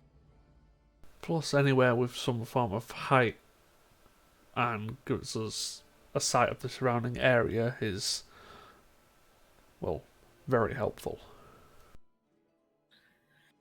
Well, but I doubt drowners would be up there, no? No, but it could give us some clues to where issues could be. Actually, if you don't mind, I'd like to take about 2 hours and do something I feel is pretty essential. What would that be? You couldn't Sylvie. take care of it this morning? It's a little time invasive. Sylvie, get your swimsuit on. I'm gonna go give her a crash course on how to swim, and when she hits the bottom, which way is up. So you're gonna split the party. Temporarily, because if we're going in a place with water, she needs to know how to get back to the surface.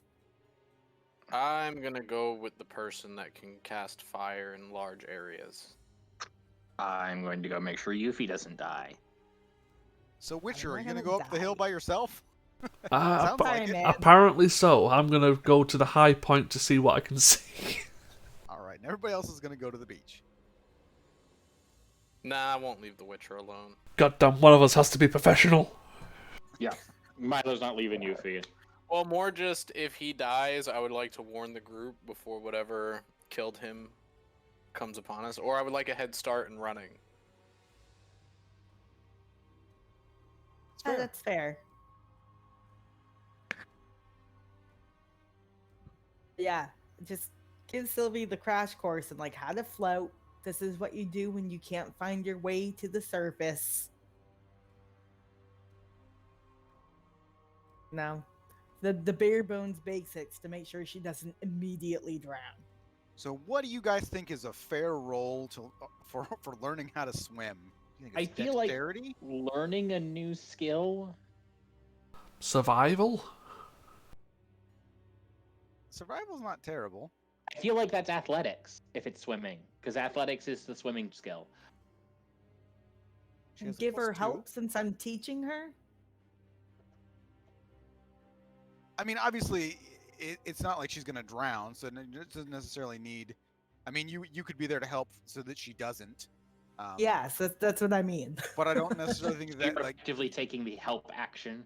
yeah. is But I what don't I'm hearing. necessarily think that you would be able to help her her roll because I mean, you can show her how to do it, but that doesn't necessarily make her know how to do it. You know what I mean? Like physically be able Yeah. to do it. Yeah, I All right, this know, is her but like athletics if she roll. starts She rolled a overly 15. panicking, just give her like grab her hand or something, tap her on the head. All right, so I pulled up her character sheet, rolled 15. So I would say that she's obviously not in in an hour or whatever. She's not an accomplished swimmer, but she can float enough to not drown. I mean, That's all I'm asking for. that's a pretty big win. Yeah, she knows enough. She can kick her feet, stay afloat. Maybe starting to figure out how to doggy paddle just a little bit, but not quite there. Yeah. But I will say just before we go into further detail, as you guys go, as those of you that are going down to the beach, you do notice a fair amount of footprints on the beach, and there are a lot of dead fish on the beach. It smells pretty bad. Ooh, that name right here. How recent are those footprints? Somewhat I mean, I'm recent. assuming relatively recent because it's a beach. Yeah, but- I mean, so you see footprints that are essentially above or past the water line, so they're not washed away essentially. Although this beach is more of it's pretty rocky as well. It's not not like big rocks, but more like a pebbled beach rather than like a truly sandy beach. How But many the fish is footprints that you concerning? see, the footprints do appear to be like booted footprints, so they don't look like because and those of you that have never seen like a drowner would still probably know that drowners don't wear shoes, so they do have humanoid feet and hands, so you assume that these are not like drowners or any monsters that you've seen. They do appear to be like just boot prints, but it does smell Well, look up- bad down there. If I look up at the sky, what's going on there? It's somewhat overcast. No, I But mean not there raining. should be like hordes of seagulls and shit. Yeah, I mean it's nothing like strange or out of the ordinary, but you obviously would see birds that had picked at some of the fish. How does it Probably look like they're flew doing? away when you were walking towards it. I mean, if you're like assuming that the fish are like It's diseased unusual or to have a something. ton of fish just mysteriously washed up. There's something going Yeah. on. You don't the- specifically know of anything, like you don't see anything else that would be odd, but that is certainly odd. The water doesn't appear to be like out of the ordinary either. There's no like algae bloats or anything. Not that you could see. I mean, it just looks like ocean water. Of course, from Milo, where you are, you get a little of a combination of fresh water and ocean because you're near the mouth of the Estuary. Pontar. Could you keep an eye on some of these birds that are eating these fish? And I don't know if you're any better at fish stuff than I am, but could you figure out why so many of these things are dead? Yeah. Just- Try not to drown. And I will Yeah, go no, I- start checking out the fish, I guess. Seeing how what are he you- can how- discern. Are I mean, just kind of like this is a like let's get out an arrow, let's kind of poke it, manipulate it around, see what's like how what's the damage on these dead fish? Do they look intact? Do they look bloated or diseased or anything like that? I mean, they appear to be rotting, but that's hence the smell. Yeah. But they just appear to be dead fish. Like they don't. There's no obvious sign. I mean, they're all in one piece except for the ones that have been picked at by birds. So there's nothing. They're not like an odd color or any. They don't smell any stranger than a rotting fish would smell. Do they all seem like they're about the same age, or like there's a variety of ripeness here? I would say it's probably a bit of a variety. Okay. Some of them appear to have been dead somewhat recently, and others have been. And you can even see that there are probably even some a fair amount of fish bones there as well. Can you open the mouths of the fish? Are there parasites where the tongue should be? I mean, you're picking up these fish and looking at their mouths now. Said you can pick it up and manipulate it. I mean, you don't. You can do a nature check, I guess. Medicine check. Probably go nature, for it, 'cause Yuffie. medicine That was wouldn't be- your call. Fair enough. So what was that? Nature and medicine? Probably just nature, because I think medicine's probably more applicable to a person rather than a fish. I am not proficient in nature. Give it a try. That looks like a fish.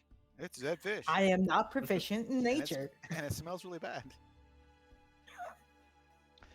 The only other thing that I think Milo would really be particularly interested in is what, like, the things that are coming and eating these dead fish. How do they look like they're doing? Fine. Yeah, they seem pretty happy that they're getting some dead fish to eat. And there's no, like, dead gulls around or anything like that, too? Nope. Okay. It's Give a them lot a of thumbs dead up from the fish. water. Thanks for looking at it. You think maybe like a fishing boat capsized? I don't think so. If there's a wide enough time span on here, I don't think it's any one event. I think it's something going on over time. That's not good. Oh, geez, Yeah. no, you... Drink the water. Sylvie, no, not with your butt. Come on, your stomach. It's all about your breathing.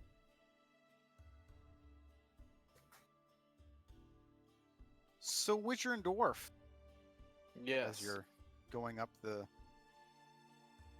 How high are the cliffs? It's probably, if you're standing at the edge of the cliff down to the beach, it's probably maybe 30, 35 feet up. Okay, so I'm just thinking if I gotta jump off the cliff, how bad would that I fall was be? picturing a lot more than that. I would have gone up with them. That's okay. Yeah, it's not like it's not really a cliff. I mean, this really is just a sort of a, and this is kind of an odd outcropping. It sort of like juts out on its own. It's not like it's surrounded by other sort of cliffed areas, which is part of why it sort of got this mystique, and because it makes it special. It's different. So you go up there and when you're up there, I mean, you do get a nice view of the beach, and you can see from where you are, it would probably be to the west. No, take it back. To the southeast, you could probably see across the Pontar towards Velen and the swampy area of Velen. Hey Witcher, hurry up. I don't like the idea of being out this far with just us. So you guys, if you want, you can do like a investigation check, just looking around up there.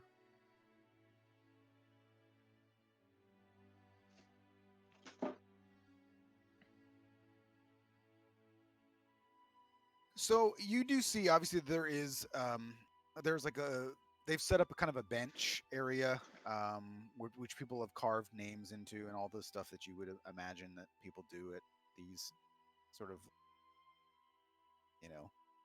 lover spots. Yeah. Initials and hearts and Yes, exactly. padlocks all over the gate. But there are some trees up there, and the trees are actually what catch your eye. because hanging in the trees are these sort of odd-looking fetishes. Um,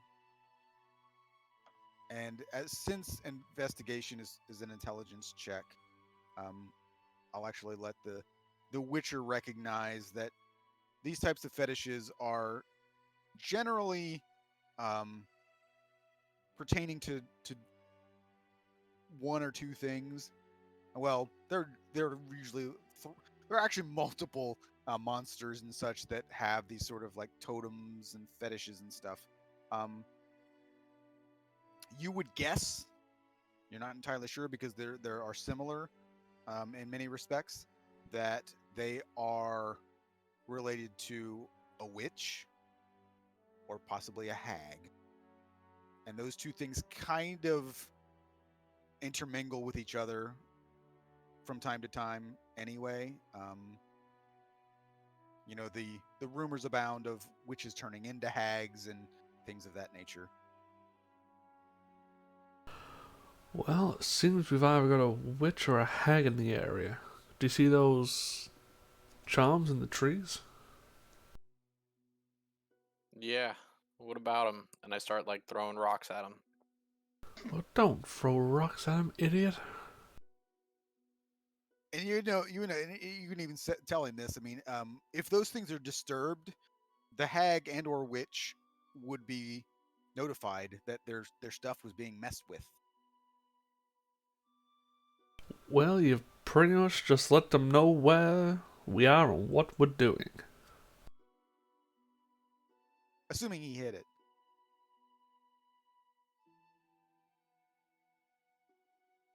Which you can roll a Well, dexterity check if you want to see if you can throw and hit one of them. I mean, would they get like? I guess would if someone were just like flicking, because then I feel like they'd trigger every time a bird landed on them. You know what I mean?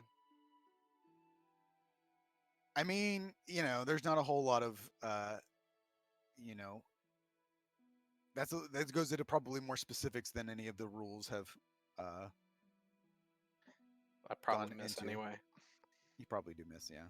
Oh, okay. Yeah, let's not throw rocks at the things that could draw a witch or a hag straight to us.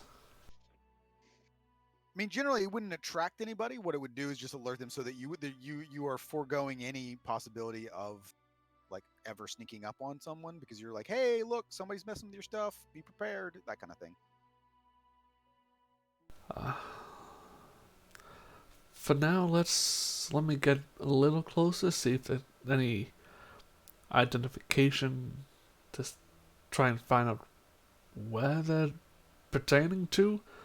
Apart from that, I can look over the edge and see if I can see anything.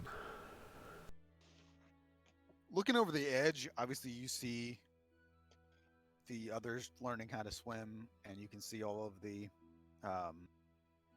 Dead fish. dead fish. Well, luckily with my griffin eyes, what do my griffin eyes see? Because I can see twice as far as a regular human.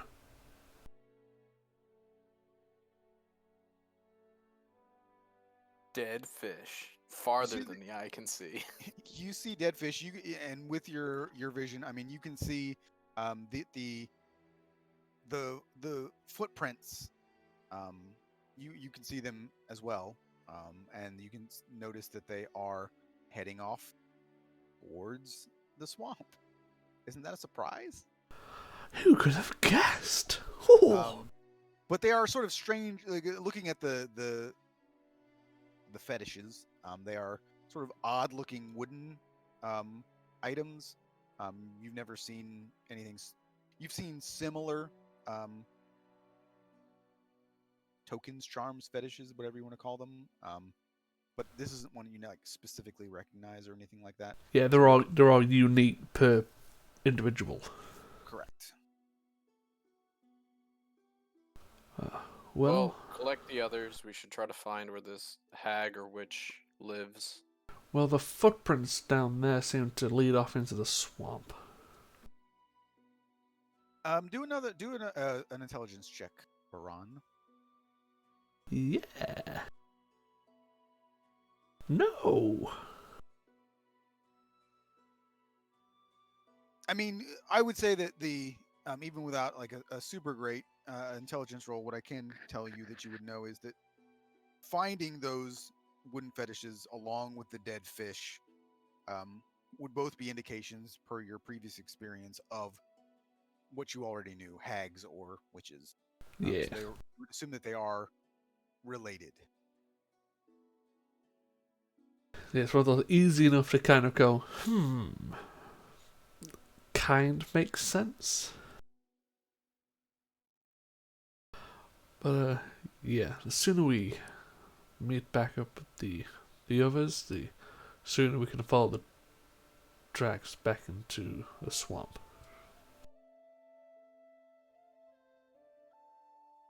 Yeah, I'll it doesn't just take you. nod and It doesn't take you super long to get down there.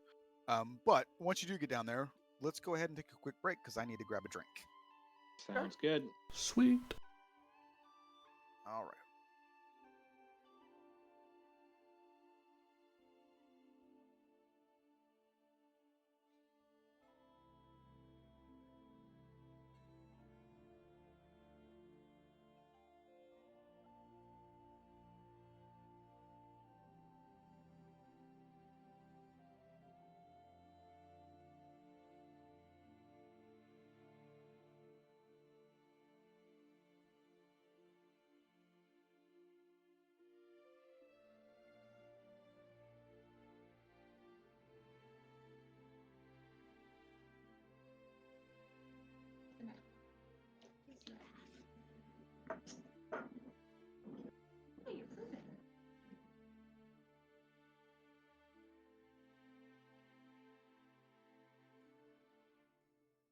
Just a little bit.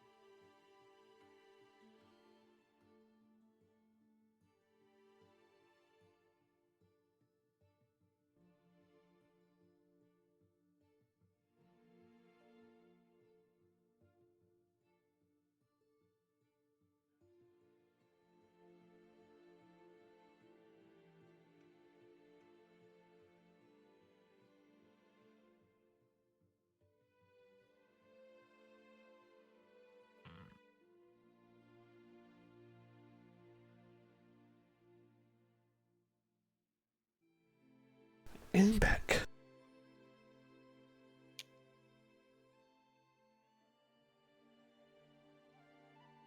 So how are we looking forward to killing Tara's character while she's not here? I think Sylvie would make great bait, I concur. especially in that swimsuit. She'd probably be very appealing to many things. Yes, especially the ones trying to kill the thing in a swimsuit.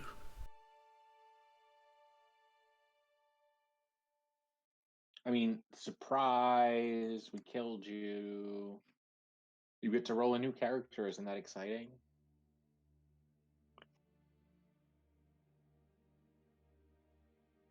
I can't remember. Rob, didn't one of her characters actually die when she wasn't there one time?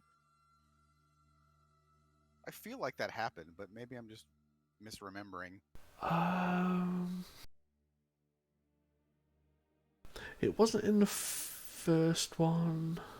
Yeah, I think it was in the same one. Remember, like when I think you guys were actually fighting a hag, and I think that we ended up coming back and coming up with a reason for them to not be dead, like because you were just captured instead. But that one time, remember, so it was like No, that was our game, right? And there was wait, no, maybe that was your first game, and I'm thinking of like the videos I was watching where you guys like went up to a hag and the hag captured like you guys were knocked unconscious by the hag. Oh yeah, and it was the Yeah. tiefling who basically booked it. Yeah, so I think that was technically I think our second game because it wasn't the It was the first one that we did in the Was it like Valinor game? yeah. I think it was. I think that was how we started it actually. Yeah, because I was thinking it definitely wasn't the Taldore one. No, it wasn't that one. Yeah, so I think it was the one that we started with just you and Tara and Mike. I think it was just the three. I think it was just the four of us. I think when we started that one. Yeah, because But yeah, I think it was she. You all got captured, but it was like you technically like were unconscious, and then we rolled to see if the hag would kill you while between then and the next game. yeah, like whether it should scar us, take body parts, or just kill us. Yeah. Because that's not creepy as fuck.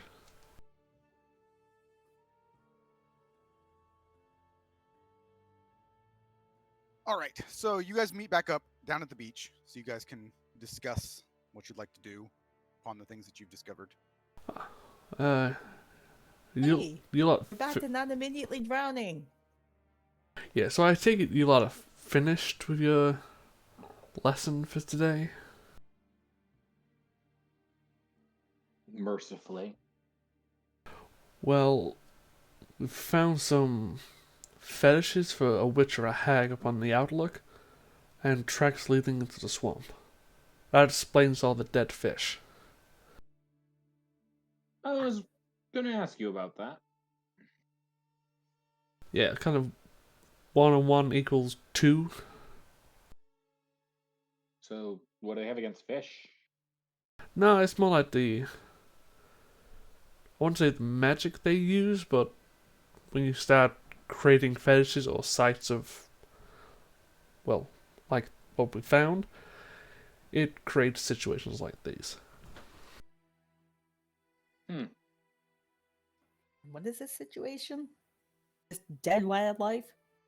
No, it's pretty much we've, like I said, either a witch or a hag, more than likely in the swamp, and with people leaving fetishes nearby, it's probably drawing them out, and that's what's causing all of this.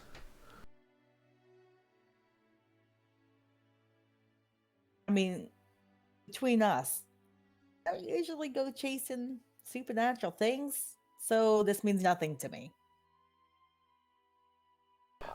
Look, we just find the things and we kill the things and then we get paid. Not necessarily kill. I'm just saying, I feel like I need a little more information. Well, I think for now you probably need a few more clothes on. I mean, as far as I'm concerned, we find those bodies and we scram. That's all we were asked to do anyway. Well, it's probably in the swamp, probably either with drowners or with the hag. Well, I mean, if it comes down to a tussle, is there anything special I should know? Does it suck the life out of you like it did these fish? Hags. What's the hag do? Hags can do a few things. It's not just as simple as they do A, B, or C. Well, I mean, obviously. Think of it like this. A hag or a witch is kind of like a sorceress. They have magic and they can use it.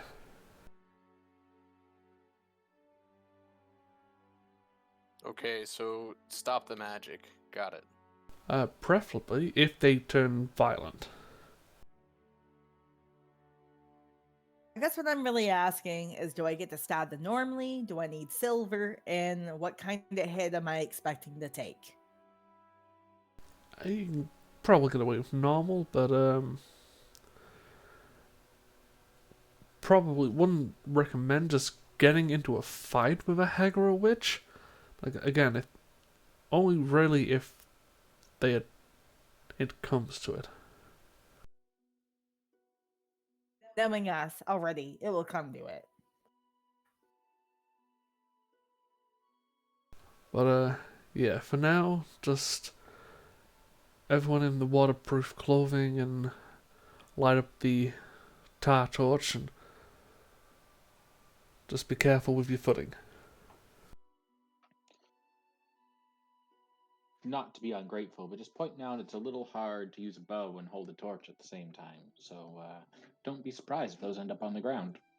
Well, luckily, because it's covered in tar and pitch, it doesn't go out. Awesome. So you can just Also, place it in the ground and it won't go out. generally, if you're wanting to use torches for light, you probably want Sylvie or Baron to help carry it anyway, just because you don't really need light 2 feet off the ground. Yeah. But yeah, it's like I said, the three things are posted, like tar and pitch. As soon as you light it, it's pretty much just keeps going until you purposely put it out. In fact, how about you guys carry them, and Yuffie and I will just kind of watch yours. No need for us to be lit up if we're not going to be getting close anyway. Well, if that's how you want to go, that's fine. It's more of a case of if you drowners pop up, you've got some form of fire to keep them at bay. Hey, yeah, I gotta ask, what's with that? Why are the wet things susceptible to fire? Is there a good reason for that, or is it just magic? It's more when things came to this plane, when the conversions happened, not everything plays by the same rules. In this case, drowners and, well, fire. Magic rules, getcha. Sure. Milo just nods knowingly along with Yuffie's statement. It's as simple as an explanation is. If it works, it works. Sure. Technically, drowners are also considered undead. Yeah. They won't die unless you specifically kill them. So you can think that yes, they're wet and that they're kind of slimy, but fire will first of all dry all that stuff off and then burn them. So being a coating of water won't keep you from burning for very long. Yeah, and that's kind of the reason why I was having everyone at least take a torch, not even just lit, but if they get surrounded, quick light, and you have a source of fire that doesn't immediately go out. Second question, while I'm really thinking about it, Sure. what exactly did you use to waterproof the clothes? Wax cotton. It's cotton that's been mixed with paraffin wax. Okay, I was just wondering how flammable I'm going to be. Generally, unless you cover yourself in an oil, probably not flammable. Okay. Sounds good by me. Just when everything's on fire, it's best if you are also not on fire. Yeah. Like I said, as long as you don't cover yourself in the tar, then light yourself on fire, you should be fine. Not a politician. I'm pretty sure I won't get in office. Probably for the best.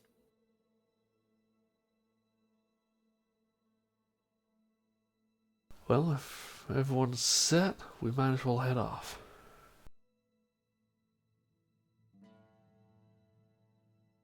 Ready when you folks are. Yep, let's make haste. I would like to attempt to stealth and be ahead of the party a little bit to scout ahead. Not too far, but just enough to try to see if there's anything in front of us before we walk into it. Okay. Would Just you gonna hop on Domino and ride her down. Would you like an unlit tar torch? I'm good. You may want to leave Domino here, Yuffie. Oh. I'll be back for you, girl. I'm gonna set up the animal food. That way she can continue to munch.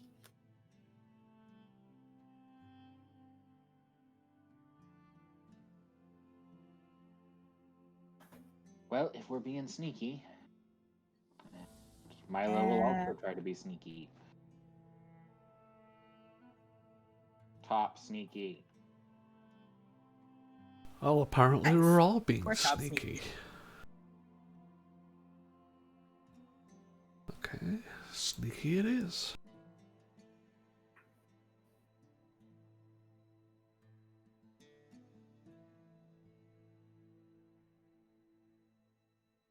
Does anybody want to control Sylvie for now? Sure I can.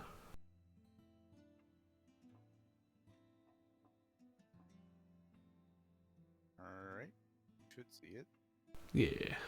Just waiting for the sheet to load.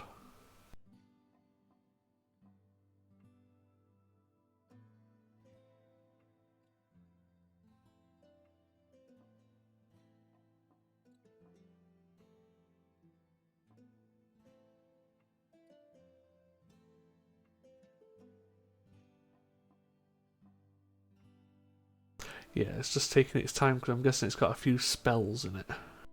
Yeah, it is a pretty big character sheet. Stealth. Some spells and some meta magic and Yeah. all that other tastiness. Oh, those are all pretty good. So there is a bit of a easy crossing actually to get across the into the swamp,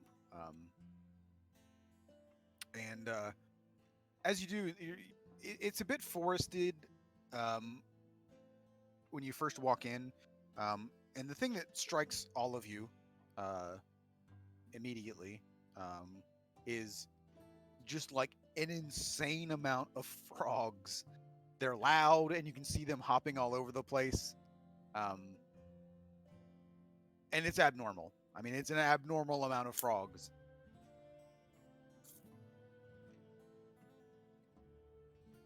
So that's the first thing that you see as you get into the swampy area. Are they eaten size? I mean, you could probably eat some, yeah. Keep that in mind. Well, Milo, raising his voice slightly to be heard over the frogs. This will make the sneaking easier.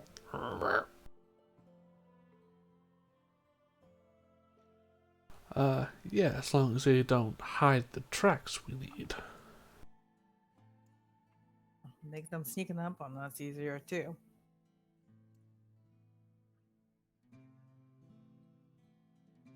So, I mean, there's nothing like else that sort of that's just a thing that you see that strikes you, and so you continue progressing on, and as you're going forward, the frogs are kind of left behind, so they're not like it's not continuous. You can still hear them in the background, but What's annoying? yeah, it actually is kind of annoying to hear them. And as you're run, Uh, they're witches. They aren't like amphibious, right? Generally no, but some do like water. Aquatic creatures. It depends on the witch or the hag. So we might get the water ambush. It's entirely possible. Fantastic. Lovely. Sorry about that, Matt. Continue. No, you're fine. So yeah, as you're sneaking up, you actually come up to a rather large water crossing, and you can see there is a bridge. As I mentioned, there are quite a few of these types of bridges that are set up throughout the swamps and within Velen, and you can see that this one is also partially submerged. But more importantly, you spot a lot of drowners wandering around this place, which they tend to do. They kind of aimlessly wander around until something catches their attention. So I will actually just move you guys to a map so you can kind of get an idea about what you're looking at. Yay. Oh, they're so cute. Not Yeah, really. sure. That's the word to use. Cute. Ew, no. Lovely. Okay, and So where you- are we? This thing out of its Oh, head, You or guys is it are on the right. mohawk? Yeah, you're on the right by the bridge there. Is that a fin or a mohawk under the head? I believe it's a fin, but looks like a mohawk. Yeah, Brown would just say quietly, you may be able to see all of these. That doesn't mean that's all of them.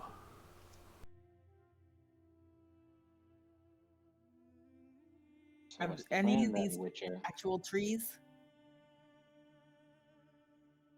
Like, jeez, am I hitting the right button? I mean, I this think I down am. here is a tree, and like so these type of things like this, that is the dwarf is by a bush. yeah. Okay, so Yeah, first no, I off, meant like up here. after seeing all the drowners, can I try to set up a Talgar winter trap around here? Yep. There's only Uh, one on I can really help your you with that.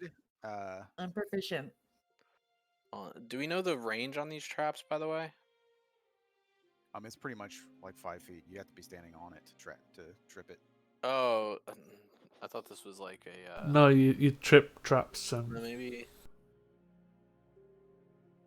Well, then, like, what about conflagration? Like, I guess I mean, is that also just a 5-foot trap, or? Yeah, you Like, pretty much have to be standing on where you did it. The conflagration trap, if you put others around it and someone steps on one, then they'll all go off. That's sort of the. Yeah, so I guess what I'm getting at is, like, do these traps only affect like one person at a time? Or is it like an Depends on the sound explosion? of it. It depends on what is around it. I mean, Okay, well, I guess what I'm getting at is, like, I would want to set up a trap so that if we start getting chased by a bunch of them, we can lead them through it and try to, like, slow the group with Talgar Winter, for example. But that trap would only affect one of them, right? If they were huddled together. I mean, let's say you put one like in between, like on the line there, Yeah. and there was one standing here and one standing in the square below it, like right there. If one of them tripped it, they would probably both be affected by it. Yeah. So like,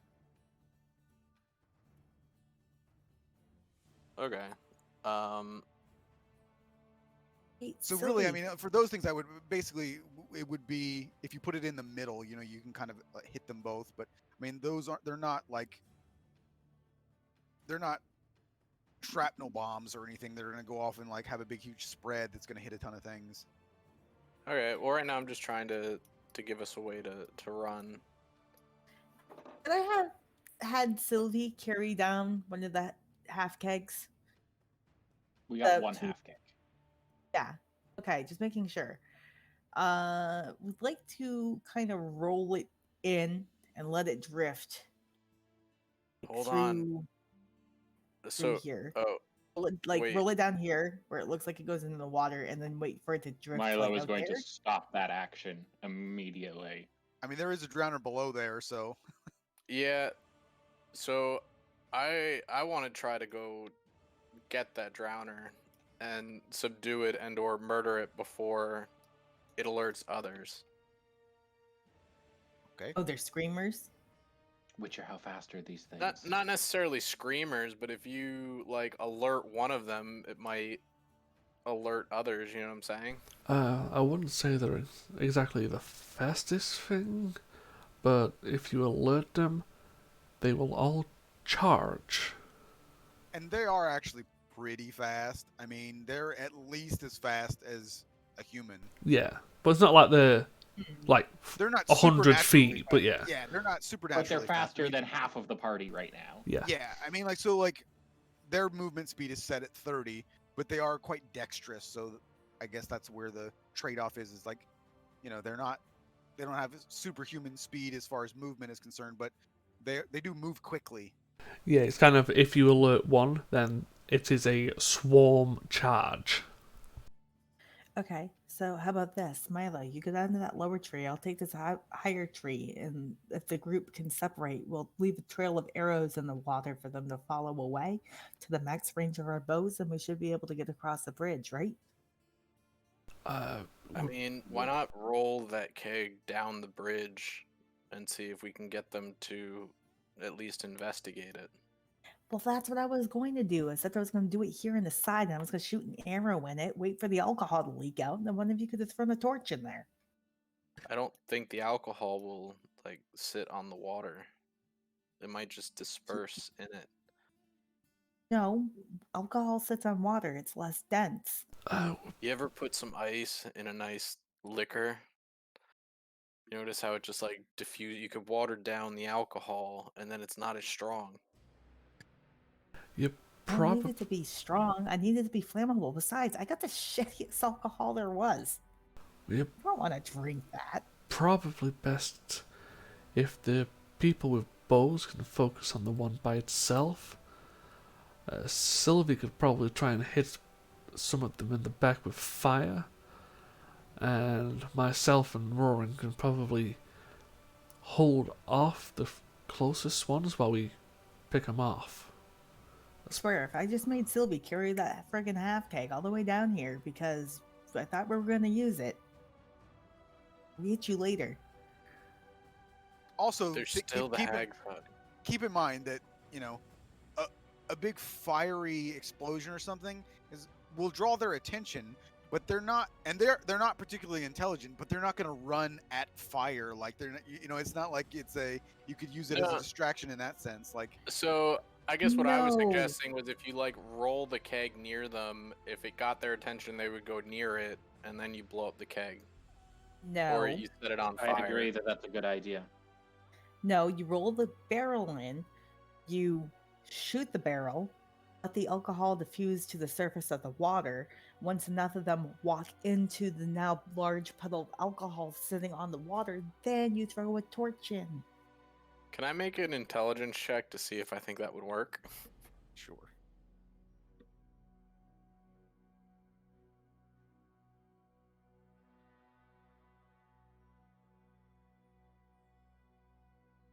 I mean, what do you think? Do you think that that's enough for you to think that that's a good idea?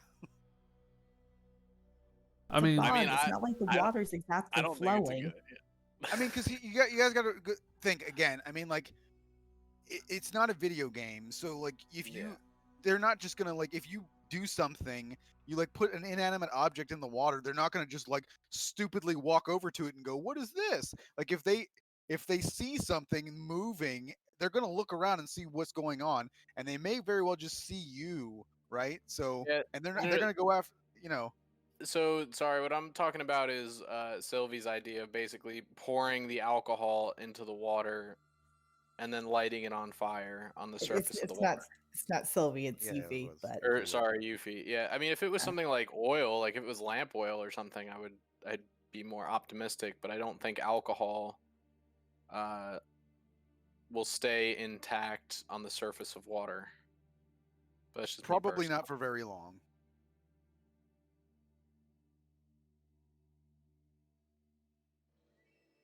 Okay, whatever we do, we should kill that one first. Yuffie's gonna give Milo the look of internal screaming. Look, we could still use the alcohol to burn down the hag's hut or witch's hut, whichever it is. It's obvious they're using these drowners as guards. All right. Milo, I guess Also, we're up. I'm noticing. Sorry, I'm noticing that the halflings don't have full health. Just as a Oh, Oh no. so click on long rest, and this should take care of it for you. Yep. Thank you. that's right, because we were the only ones who got hurt in that last combat. Because we got rocks dropped on us. Yes. Let's see, where is that? Long rest.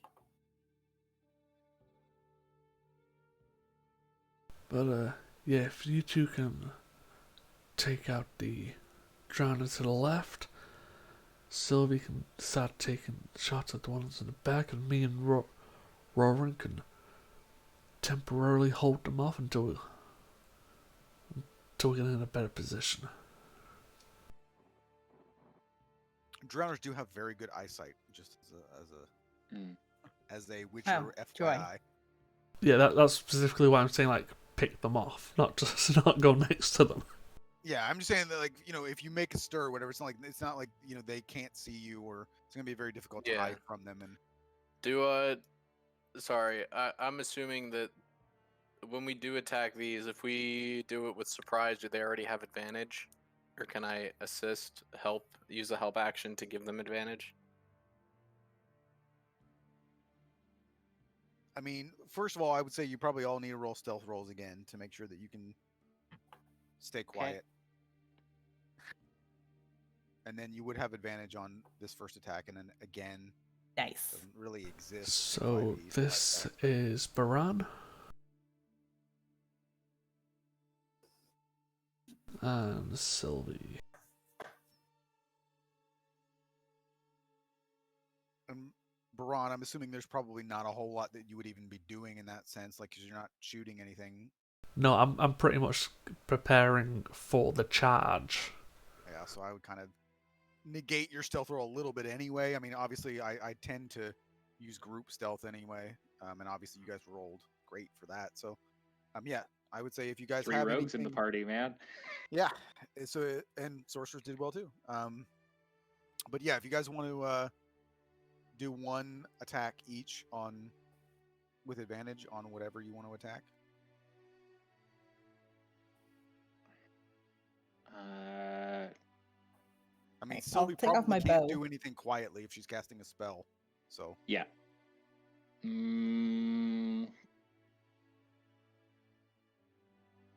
I'll fire on your no. Whoa. Didn't know who that was. No, that's me, don't worry. Yeah. So, on my mark, you're all ready. How likely are we to be able to kill one without this one at least without alerting the others? You're about to find out. Yeah. I mean, it depends on. I mean, I don't really remember the type of damage you guys do, but Well, if we kill it in one shot is what I'm getting at, or if we kill it in I would say these actions. Depending on. I mean, if 3 of you are shooting arrows, and you kill it, it's probably the other ones probably wouldn't notice. Okay, I have one question before we make these attacks, which is that based on those stealth rolls, are we all considered hidden for our attacks? In the sense of, like, you get like a. So we can sense- probably get sneak sneak attack. attack. Yeah, Get sneak advantage attack. on the attack roll. Well, Yeah, no, I'm giving you Yeah. advantage just Yeah. because I'm Yeah. counting it as a surprise, but Okay. And then sneak attack damage too.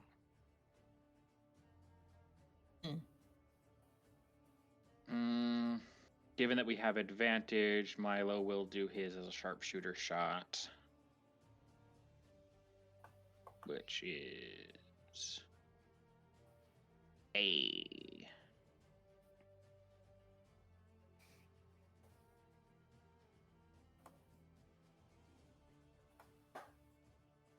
Ooh.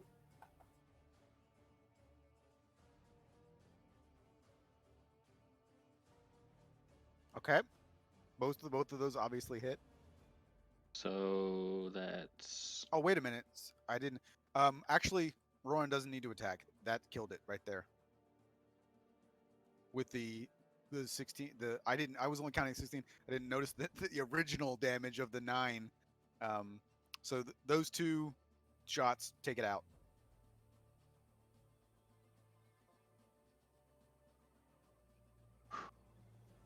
Milo just gives you a little pat on the shoulder. Doesn't say anything, just points off towards the other side now.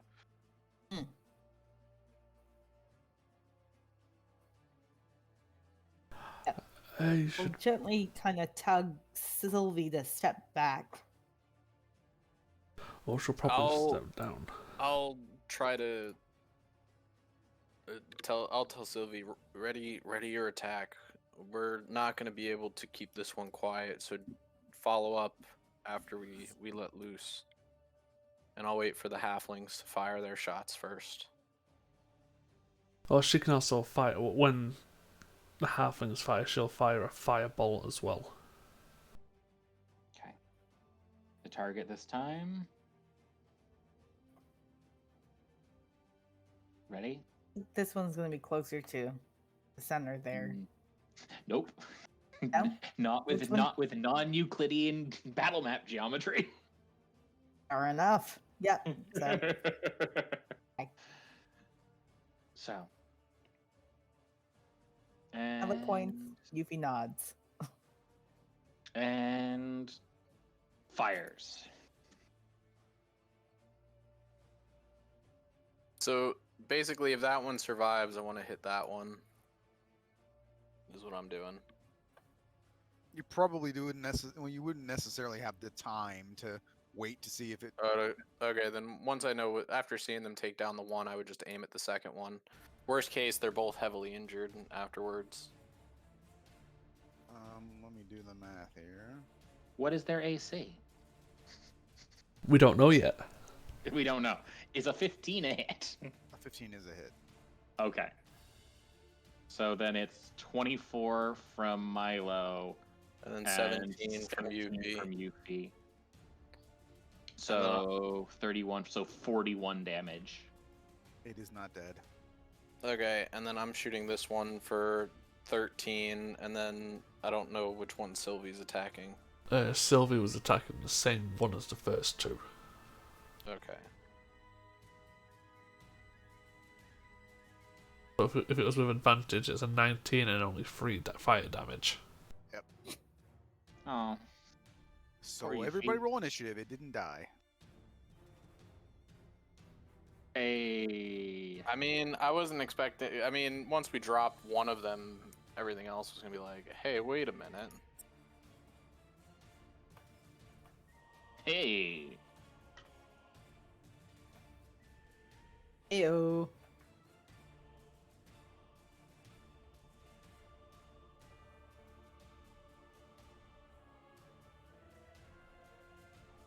And I am down 2 arrows.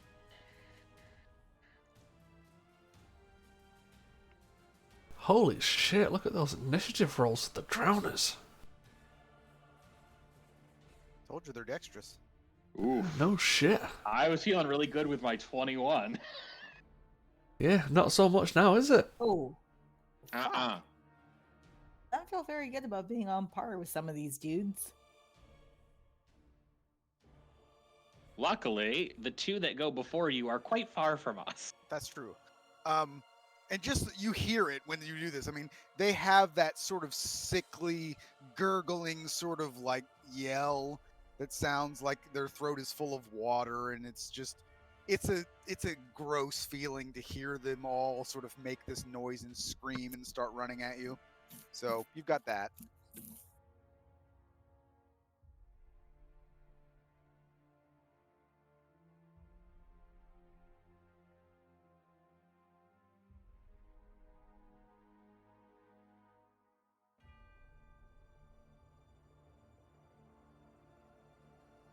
All right, Yuffie, you are up. Screaming, gurgling drowners. Is the Coming water at ya. difficult terrain? Is that why they could only go 30? Their swim speed is also only 30. Okay. It is difficult terrain for all of you. They are not influenced by it, so they get to move their full speed. Okay. Yeah, because, Okay, water creatures. So, But again, for- they are essentially the size of human beings, and it's part of the lore behind them. People believing that they're just dead corpses of evil people, so they don't have like supernatural like speed or anything like that. But they are not affected by water being a difficult terrain. Mm-hmm. So for the first one, bonus action insightful fighting. for the same one we were shooting before. Yeah.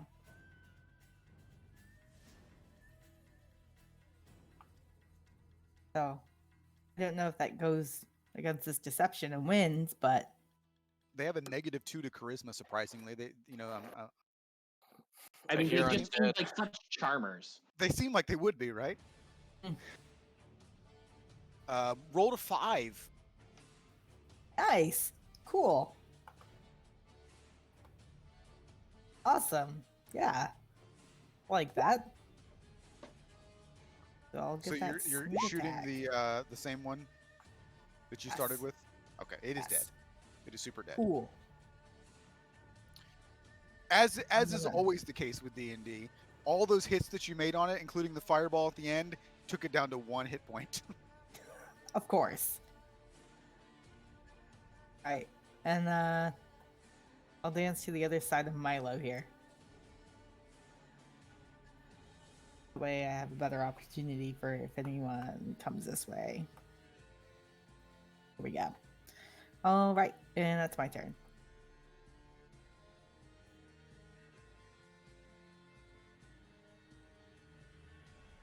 Alrighty. It is our next grounders friend. I guess I could use their action to make them sprint.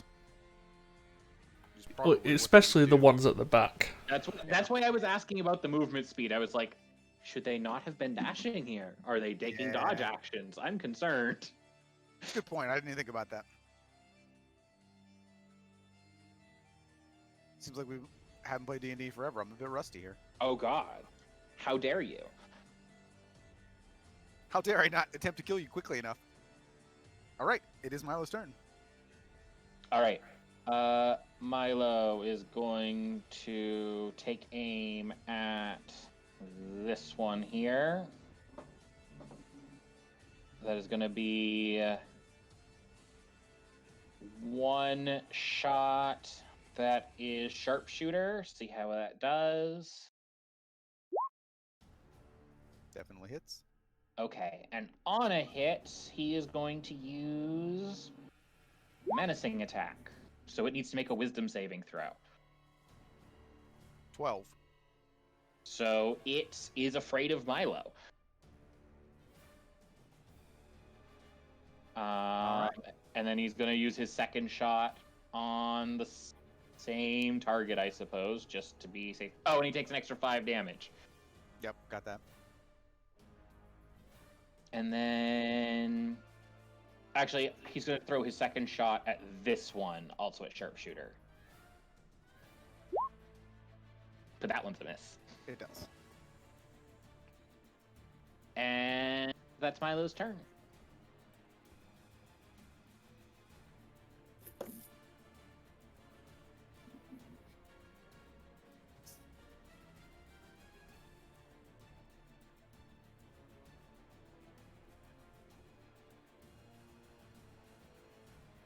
They're so cute when they're angry.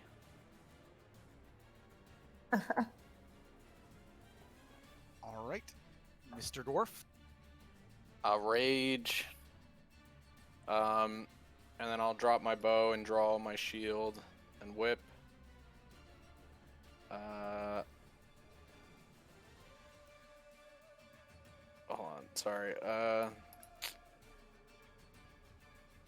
And I will whip that one recklessly.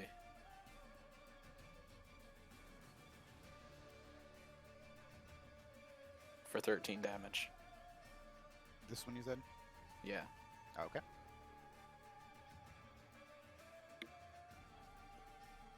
Any additional movement? Nope, that's it for me. All right. Second here.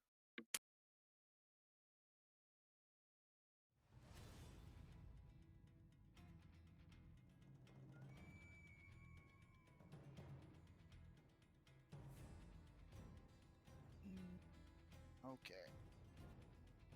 That one's dead. Why are you in the initiative? All right. Baran.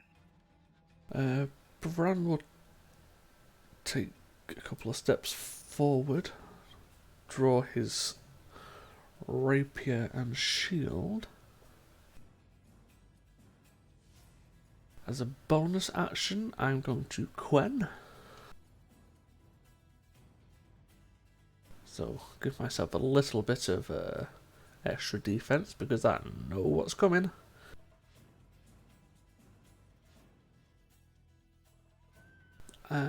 No, I'll go a bit fit. I've got rest of my movement.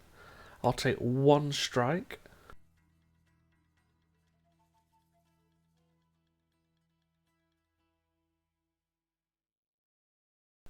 Misses. Sounds about right. And I will command and strike Milo. Oh. Okay. Yes. On your friend there? On the one you were hit previously. Okay. That one, right? Milo will just take our regular shot to try to whittle it down. And I'll roll the It's not gonna... strike dice. So if you hit, you get an extra 7 damage. Cool. Okay, well, it's dead. Just Damn a it. arrow through the brain.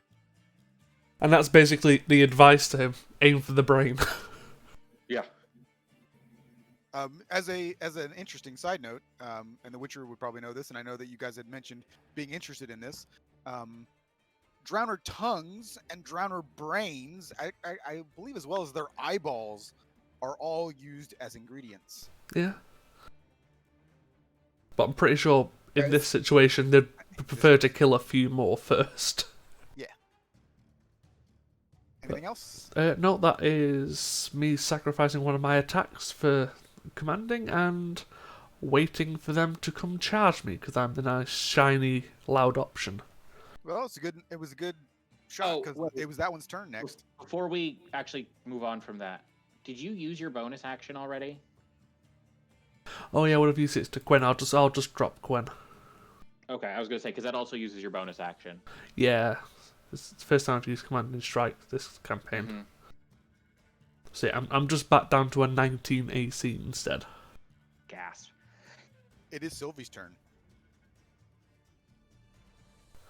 I'll have Sylvie move back in a second. I'm just going through spells. I imagine a nice, pretty fireball, if she has one, would be great. She does, but I was going to go for a different option. Yeah. At level 2, I'm going to cast Scorching Ray. So is that 6? It's 3 attacks. Each one is 2d6. I wasn't sure how it's scaled.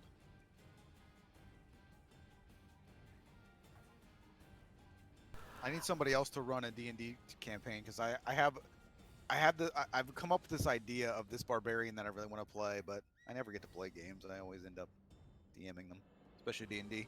I'm going to have a target this one first, and if it goes down to that one.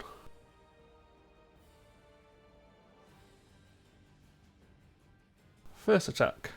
12 probably misses. It does. Second attack. Jesus Christ. It hits. Third. So hits. Yeah, that was the attack. And I'll have her move back a bit more so she's not close. Let me look something up real quick. I mean, does she have any abilities? Because that was god awful damage rolls. I mean, she's got meta magic. Yeah, I'm just seeing which one she's got. All right, so actually, the good news is for her,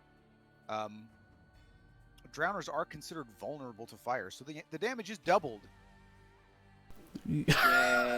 Oh yes, all of those ones were doubled to 2s. Yes. A total of 12. But that's why I was thinking Scorching Ray, because that's multiples of attacks. Yeah, I mean it's good in theory. I mean it's just the damage is kind of crap. So Yeah. Well, that's it.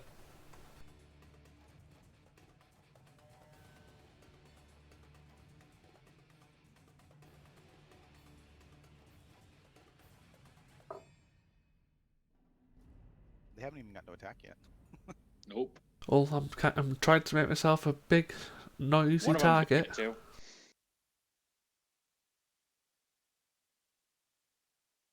Well, it can get to you, but it had to use its action to dash, so that's all it gets. It can get to you, but it can't do anything else. But this one will. And it will get advantage on you because they have pack tactics. Awesome. And he's going to leap and claw at you twice. Sweet. It's a 20 to hit, which hits, and a 16 that misses. Yes. So, you take 14 points of slashing damage. Yeah. And probably get some drowner spittle in your face.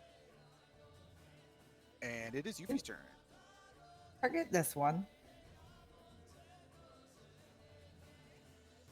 And one hasn't been attacked yet, correct?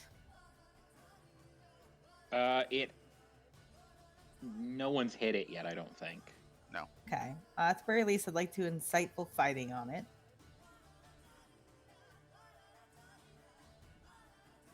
Just in case it changes its mind. Wasn't very good, but that's okay. Amazingly, I crit on the charisma, an 18. Oh, wow. Would have been a I'm 20, good, jack obviously, but shit. it's You'll still have sneak attack on it because it's in melee. I will. Yeah.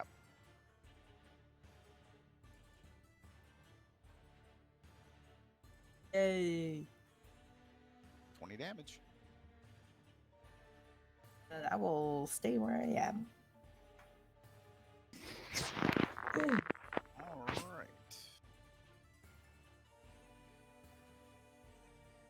I mean, because they can reach you.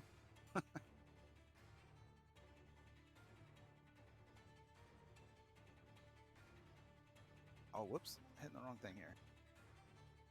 Hit me. All right. Has a 22 and a 23 since it has advantage. Yeah. And you take an additional 27 points of slashing damage. Sweet.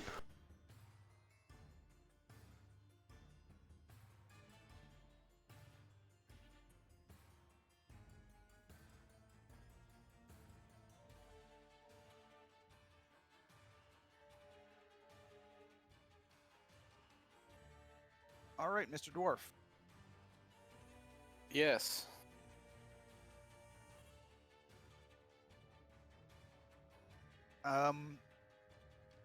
Make a strength saving throw. Strength saving throw. I have advantage, right? You do not. You're raging, so don't you? Oh, yeah. Wait, yeah. I think I do. Do you get it on a strength save? Yes, you do. Very nice.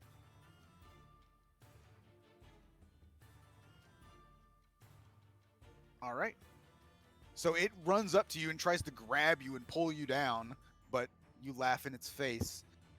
And it is Milo's turn.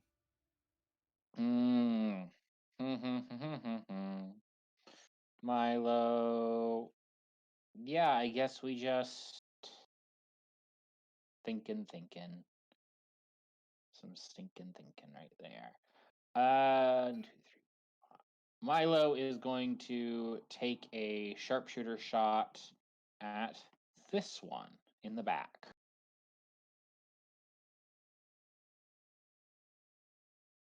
You're on your own, Witcher. Figured Well, as much. if it No, hit, which did. it does, I'm also going to apply another menacing attack to it. So it needs to make a wisdom save. I rolled a 1. So it has 24 damage, and it cannot willingly get any closer to Milo because it's afraid of him. And then second shot will be on this one by the Witcher, also as a sharpshooter.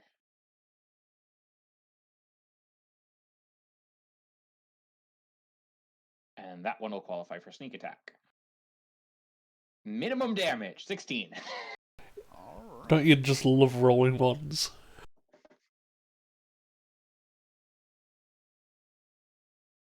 And that is going to be Milo's turn, because I'm saving that action surge in case we have to fight a hag tonight.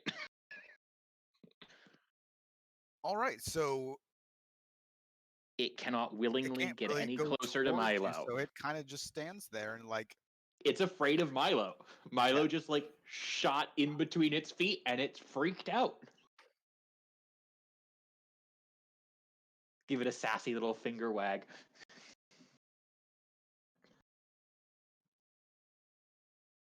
All right. So this one is going to claw at the door. By the way, it has advantage. It would have it anyway because of pack Oh, tactics. because it's yeah. okay. So that's a 19 and a 17. Yeah, I mean 19 hits. Okay.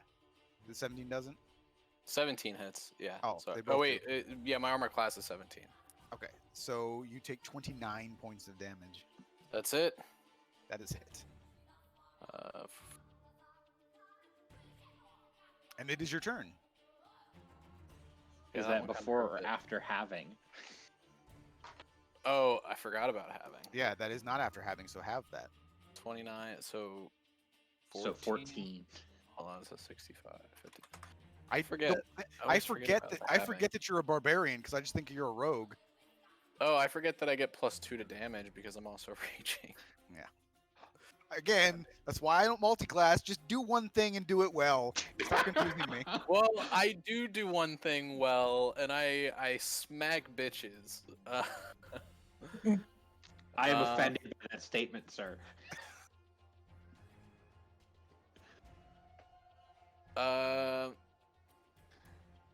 Okay, hold on. So, sorry, I'm thinking I need to help cover the Witcher. So I can Says, he's surrounded by two.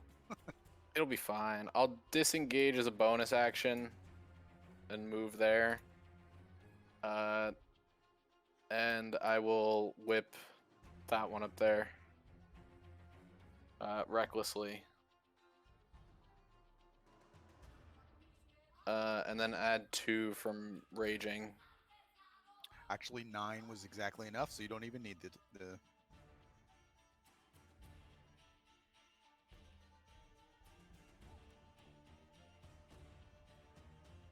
Haha! I don't know. I mean, I guess it's possible. It just seems weird to kill something with a whip. They're undead-ish. They're kind of like bloated, a little structurally unsound. You could take someone's head off with a whip. That shit's supersonic. It is. That's the whip crack. Uh-huh. All right. Anything else? No, sorry, that's it. All right, Witcher. Now only facing 2. Only? Oh.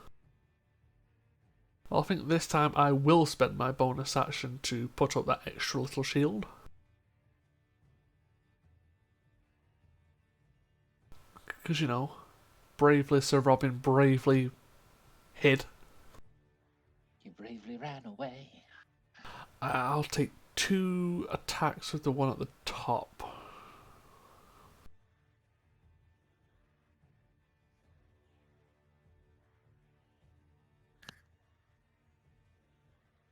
And how...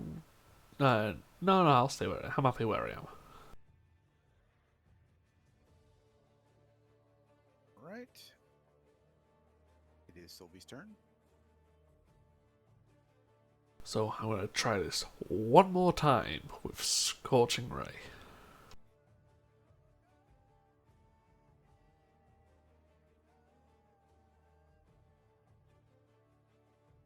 I'll be aiming. So it'll be this one, then this one, if it happens.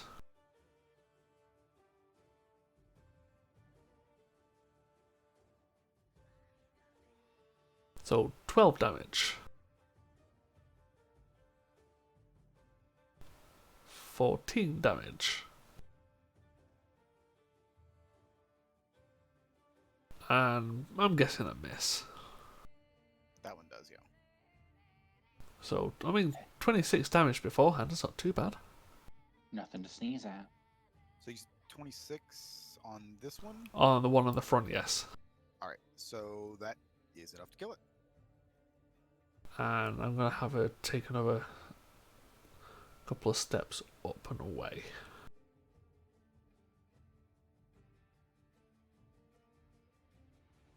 And that will be her turn. Alright.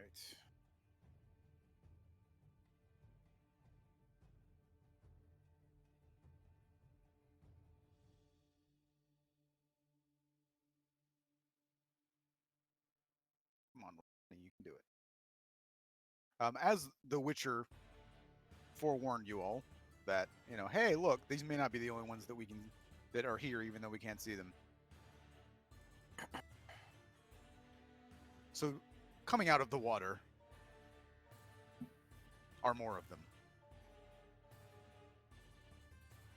which I will add to the initiative shortly.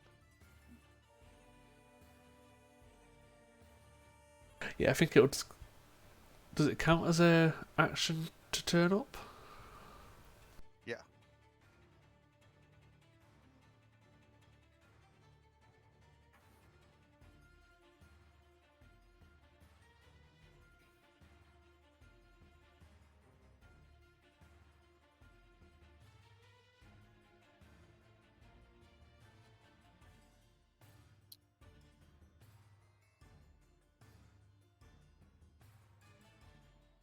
All right, Witcher, do a strength saving throw. So I'm going to attempt to pull you off the bridge.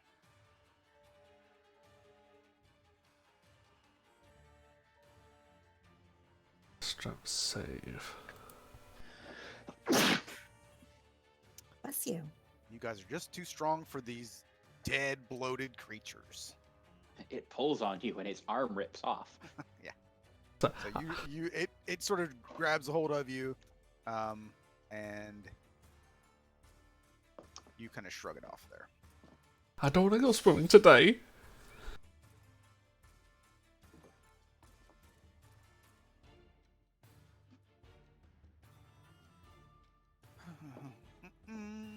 And it is Yuffie's turn.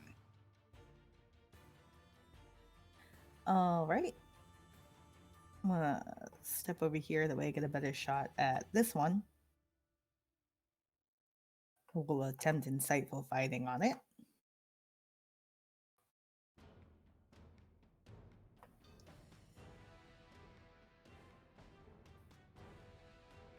$14. 14. Tie is no change, which means it succeeds.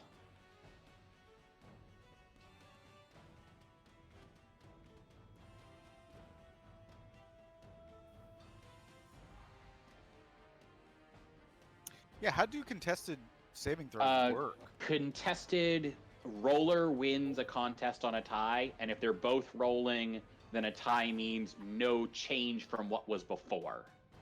So in this case, insightful fighting would fail because insightful fighting was not on the target already.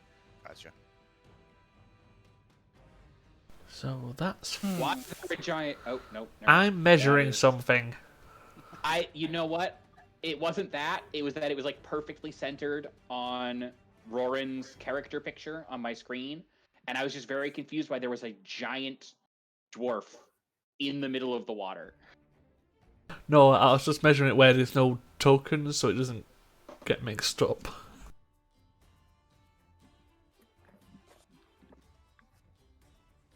Stop attacking my Witcher. I'm gonna drift all the way over here. And I'll attack this one instead. Thread the needle. All the doors pretty short, so. Still. After deeply staring into that one drowner's eyes and not getting anything, I am perturbed enough to choose a different target.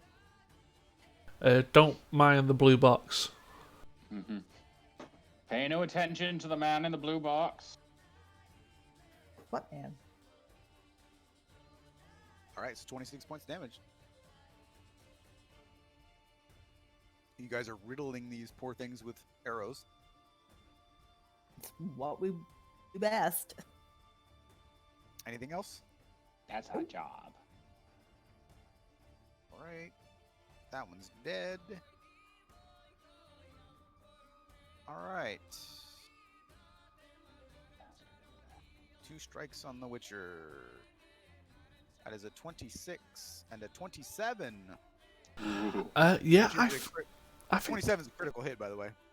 I mean, yeah. So let me do the math.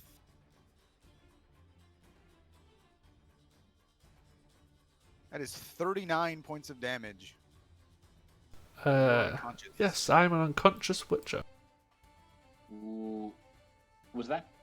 No, you murdered the one that you hit, didn't you, Mr. Barbarian Man?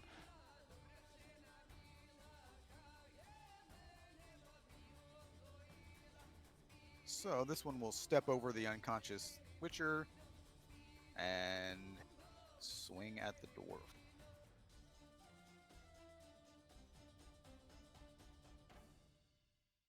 Wow. With advantage, an 11 and a 17. Haha. Bitches. 17 hits though, right? Yeah. Okay, so it's 14 points of slashing damage. Okay, and then halved. Halved, yeah, so Mhm. 7.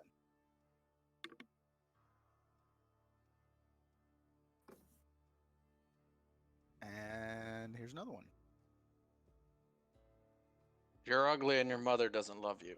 And this one's also a critical hit. A 21 and a 27. Yeah, both of those hit. So let's see. Let me do the math. I actually think it's exactly the same. It is 39 points of damage. Okay, so Halved. 19 points. Halves down to, 18? 19, because it's 19 and a 19. half technically. Yeah. So 34, 25. Okay, starting to feel it a bit here. well, the Mhm. Witcher's laying unconscious on a bridge, so it is Milo's turn. Okay. And there's more coming. Mm. I'm Okay. assuming this is a big fireball that's the square, right? That's the general idea, yes. So seeing them starting to overwhelm that front line, Milo's gonna fire off. Yuffie, which you are not insightful fighting any of them right now, right? No, because last one failed. Correct. Okay. Well, Milo is gonna give a whistle for a commander's strike for Yuffie. This one? Because I imagine he points at which one he wants it to go for. He would probably point at. Are either of these back two damaged? That one is. Okay, the top one is? Yep. Then yeah, that would be the one he points to.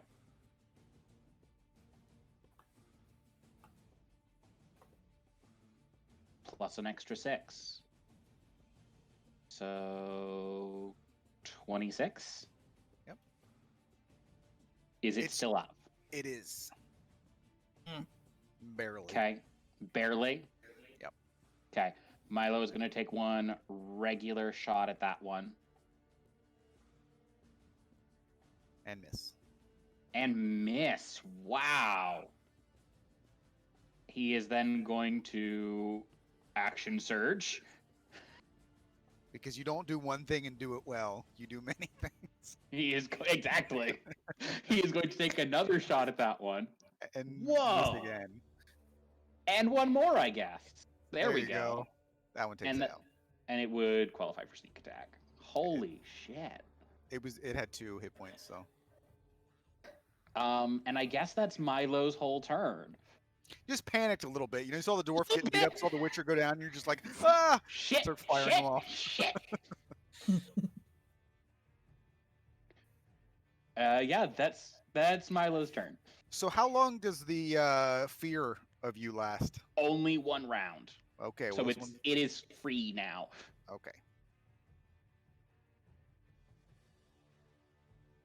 it actually can't get to anybody unless it wants to attack the Witcher. But I don't really think that if they're gonna sit Smart there enough. and like, yeah, if he's unconscious on the ground, as far as they're concerned, he's dead, right? Like I don't think that they're gonna Mhm. attack a dead body.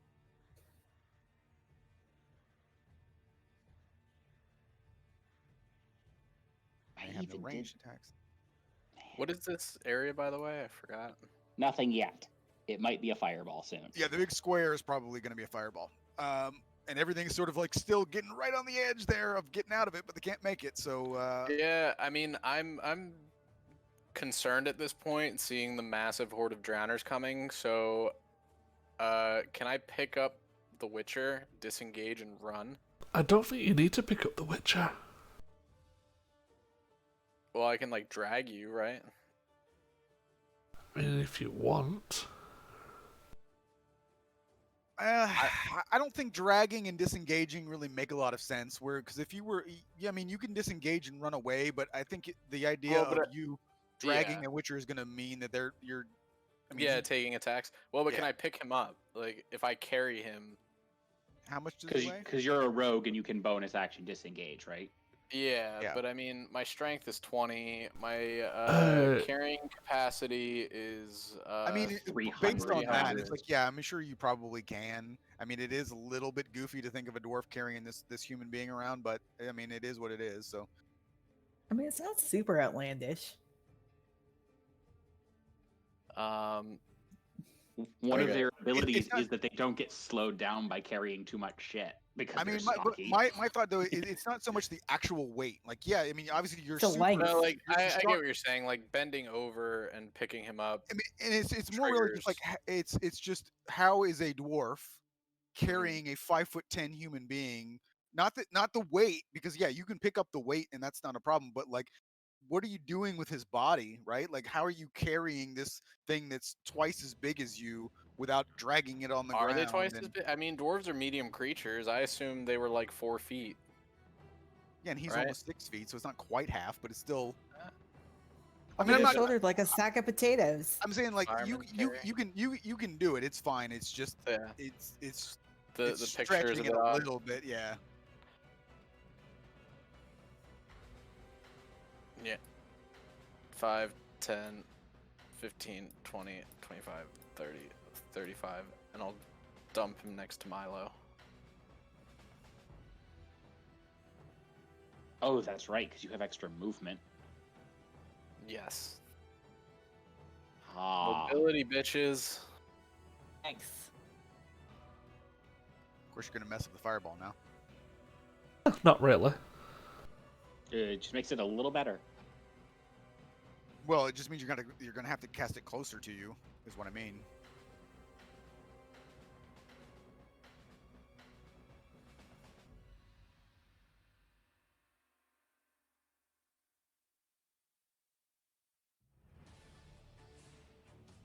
Well,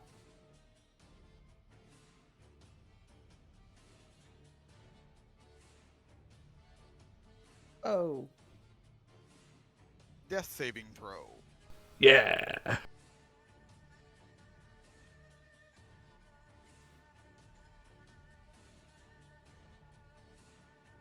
Skinning your teeth.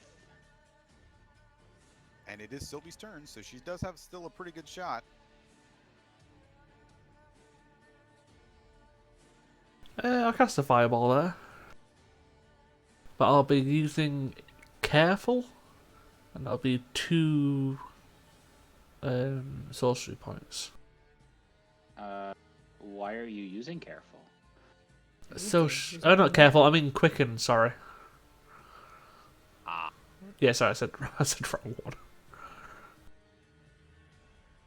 So there is a trap here, right? Yes. Is. So, fireball. For 54 points of damage. Centered like here, I assume. So everything in this square is getting hit. Yeah. Mhm. How much damage? Double to 54. Everything's dead. And because that was quickened, she also has another spell. Has to be a cantrip. Does it? Yep. If you cast a spell, a leveled spell with your bonus action, you can only cast cantrips with your regular action. Firebolt's a cantrip, right? Firebolt, if she's got it. Yeah, she's got a firebolt. The one right in her face. Yeah. Yeah. I was actually thinking about something slightly different. Green flame blade. Uh, How much fire does this girl have? right underneath the drowner, she's going to cast Great Bonfire. Hey! Hey! Dexterity saving throw. They're actually pretty good at this. No. It fails. So- 13. Yeah, so it takes Hey. 16 points 16 of... points of damage.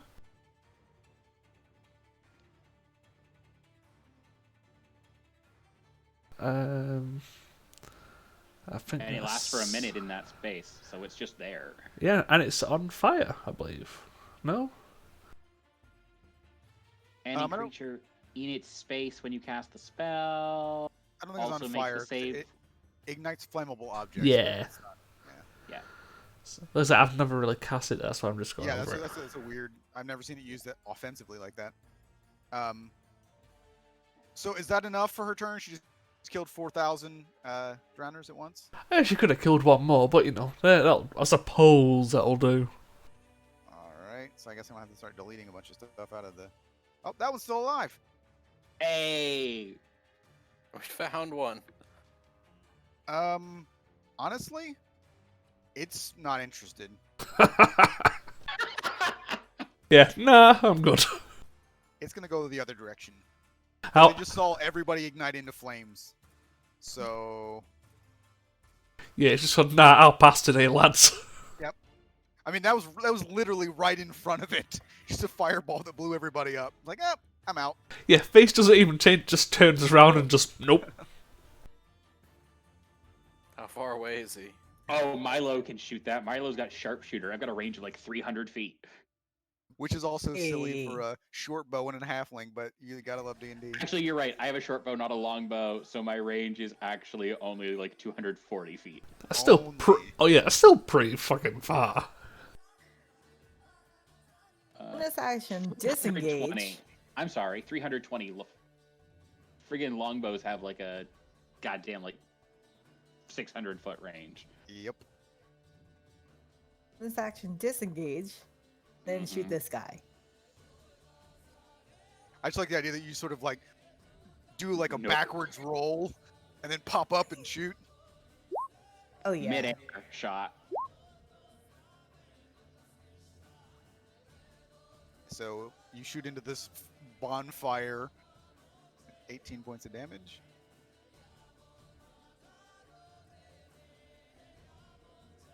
It's screaming and yelling because it's on fire and just got shot, but it is still up. Scowly face. Their turn. Right. So let's remove a bunch of these. And it is Milo's turn. Only thing left is the one fleeing for its life. Oh no, the one in front of. Yeah, Sylvie's still that alive. one is a problem. Well, Roran's So- next, so he can deal with it.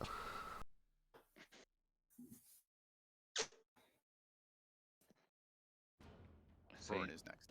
Milo's gonna sweep out to here. You can deal with it, but it is the bigger threat right now. Milo would still try to shoot it. And let's take a couple of sharpshooters. First shot. Is a 14 a hit? It is not. Okay. There you go, it's dead.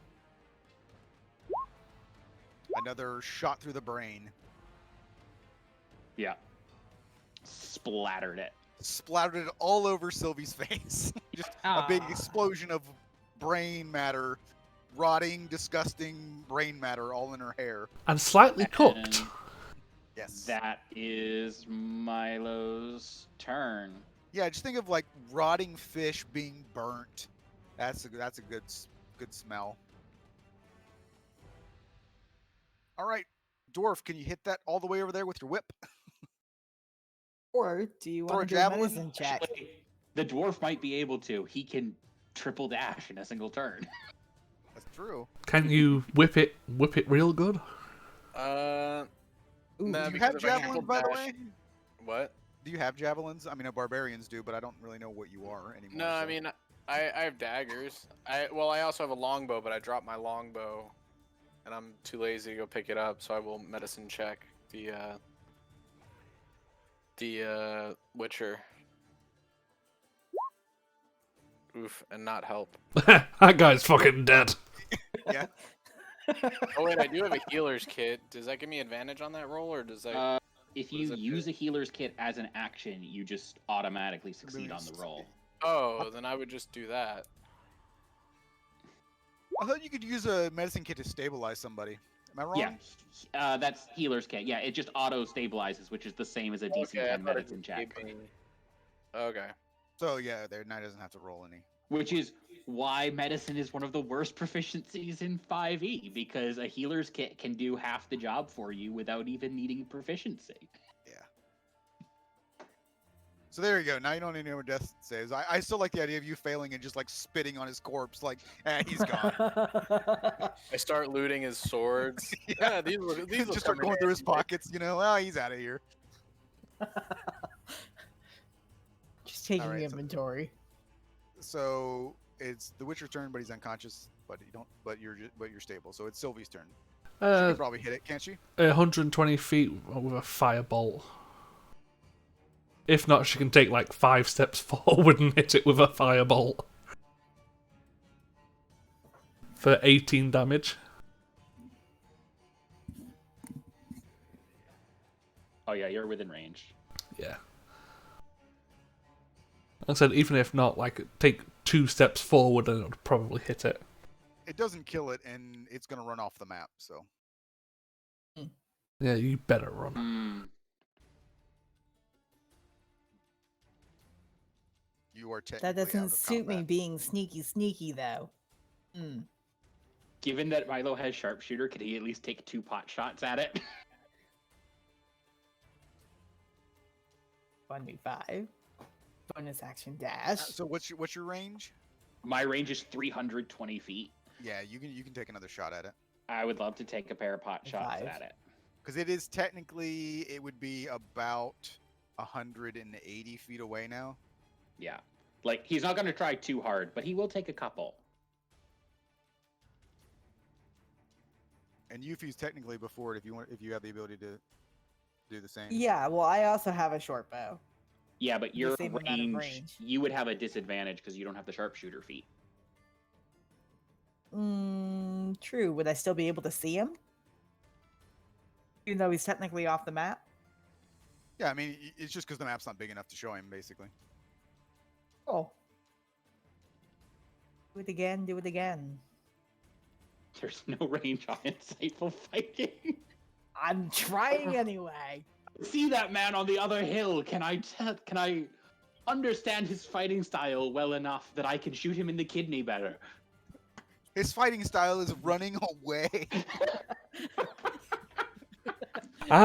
He follows the school of brave Sir Loxley. Well enough to hit him better. So that's- I mean, he took 16 points, so Milo hit him with the first one. So Yeah. Do I understand the shamblings of the undead? I would say enough to probably hit him that's better? not going to necessarily work on a fleeing creature 180 feet away.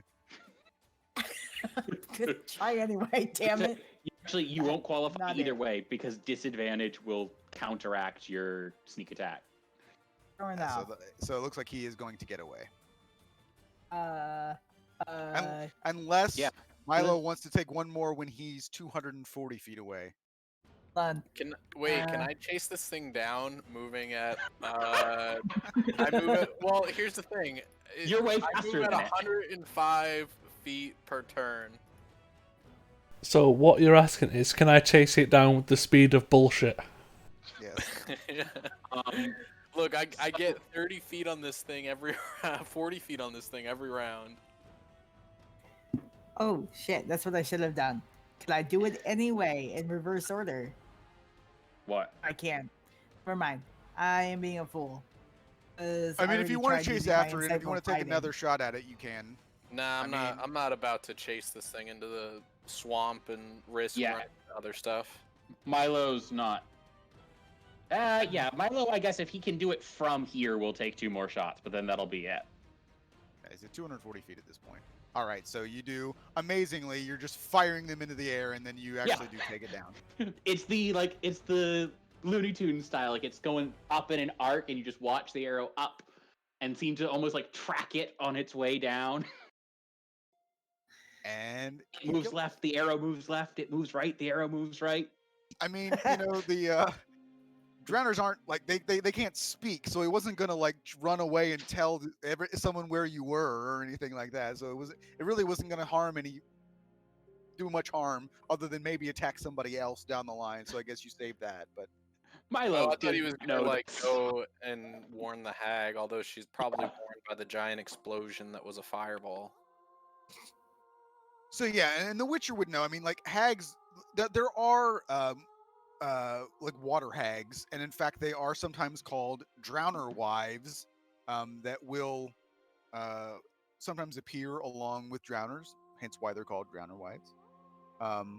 But if it's a witch, she wouldn't appear. And some of the one of the things you got within the Witcher world that you kind of, I guess, if you don't know, it's helpful to know.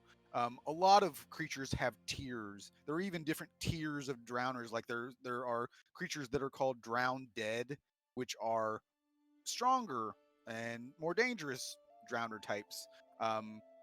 So you would there's also like tiers of hags and things like that. So you might have like a water hag that would be hanging out in the swamps with drowners, and then you have higher tiered level, like ones that are more intelligent, ones that could mask what they look like, you know, those types of things. So given what you had found, like the fetishes and stuff, I mean, those would generally not be associated with your run-of-the-mill water hags that would be hanging out in swamps with drowners. It would be more powerful than that, is what I'm getting a long way of saying. And again, you don't know. It could be a witch as well, which I wish Tara was here because Sylvie does have some knowledge about witches. So Milo would take all of like 3 seconds to go look at the Witcher, make sure that he's still breathing. Walk over to Sylvie, who I'm assuming is just standing there in shock and horror at the gore splattered over her. probably. Give her like a little pat on the, like a, you did all right, kid, pat on the ankle, like pat the calf area, since that's the easiest reach. And then, probably the thing that's not covered in, yes, drowner guts. And then just walk over to Yuffie and hold out the almost empty quiver of regular arrows. Okay. I will take. Yep, I have absolutely. 4 in there. Oh, I would also assume that Sylvie would probably, she has the spell slot, she would probably cast Cure Wounds on the Witcher to get him up. Ooh. Oh, actually, yeah. How many arrows can we salvage? Half of however many you shot. Yay! For regular arrows, it's half. Yes. So that's I can get back 8. So that brings me back to 12. You guys are out of arrows. No, I think I got like. Do you know how many arrows they fired? I just shot 16 arrows in that one combat. I will pull out 38 arrows. You guys could probably put these to better use than me. Except yeah. So I've got 38 arrows that I will give you guys to divvy up however you see fit. Milo, let's see, after recovering half my shots, Milo can fit 8 more of those in his quiver and we'll take 8 and leave the rest. Oh. I will top up back to 20, so that will leave. So 36. Exactly 20 arrows. So how many are you taking? We are leaving you with exactly 20 arrows to hold on to for us because we cannot fit more in our quivers currently. No. Yeah. So what? So I have 38. 8 went to Milo. How many are you taking? Taking 6. You're taking. Did you recover half of yours? Because you had. Okay. Okay. You got. You know, for archers, you don't carry a lot of ammo. 2 quivers. Heavy. 2 quivers. Yeah, Aren't those 1 quiver? 1 quiver no, each? we each have a second quiver of silvered arrows as well. Oh, yeah. So we were Yeah, I don't traveling with a carry those. You know, I witcher. mean, they who was could like, be, if yeah, you think about it, like they could be a single quiver with just like a Double center pocket. little center pocket, so that they're on each side, so that you can like if you want to pull the arrow out from the right of your back, it's a silver arrow, and on the left, it's a regular arrow or whatever. But you could Mm. probably keep them all in one, like, but sort of like a quiver backpack. You Yeah. know? And effectively, Yeah. between that and the fact that we're both also carrying 2 short bows, and backpacks and shit like that, we're pretty chunked up. I mean, it could be also like if you actually have a backpack, you have like the waist quivers as well. You could have them that way. Yeah, I assumed that it would be hip quivers for both, since that's more historically accurate. Hey, I'm just saying, we have an extra dimensional space that you could load like a bajillion arrows into. Oh yeah. no, that's how you pop it. I ain't that smart, especially when it comes to magic, but I ain't that dumb. I'm No, just thinking about that. I wonder, like, wouldn't a bag of holding be like the world's greatest quiver? Because you could just throw a bunch of them in there and then just open it every time you need an arrow. And then imagine I'm pulling out an arrow and then you just do, right? Like it'd be It like would, except for they're rupturable from the inside. Oh, I didn't think about that. Well, but I mean, Yeah. if you put them in a quiver, like how likely are they to spill out and start poking things? I don't know. It's an extra dimensional space. Yeah, you don't really know what happens in there, right? Also, I mean, Milo's actual reason, which he would readily tell you at this point, is I don't trust that thing not to fuck up my arrows. Yeah. Whatever. Frame's gonna fall in, Whatever. I carry We a did discuss few that in another campaign recently. It's an after session story. Well, I mean, because There are you guys rules obviously, for that. you guys have not found obviously yet the witch or hag or whatever the layer that she may have. So we'll stop there because it's 10 after 10. So.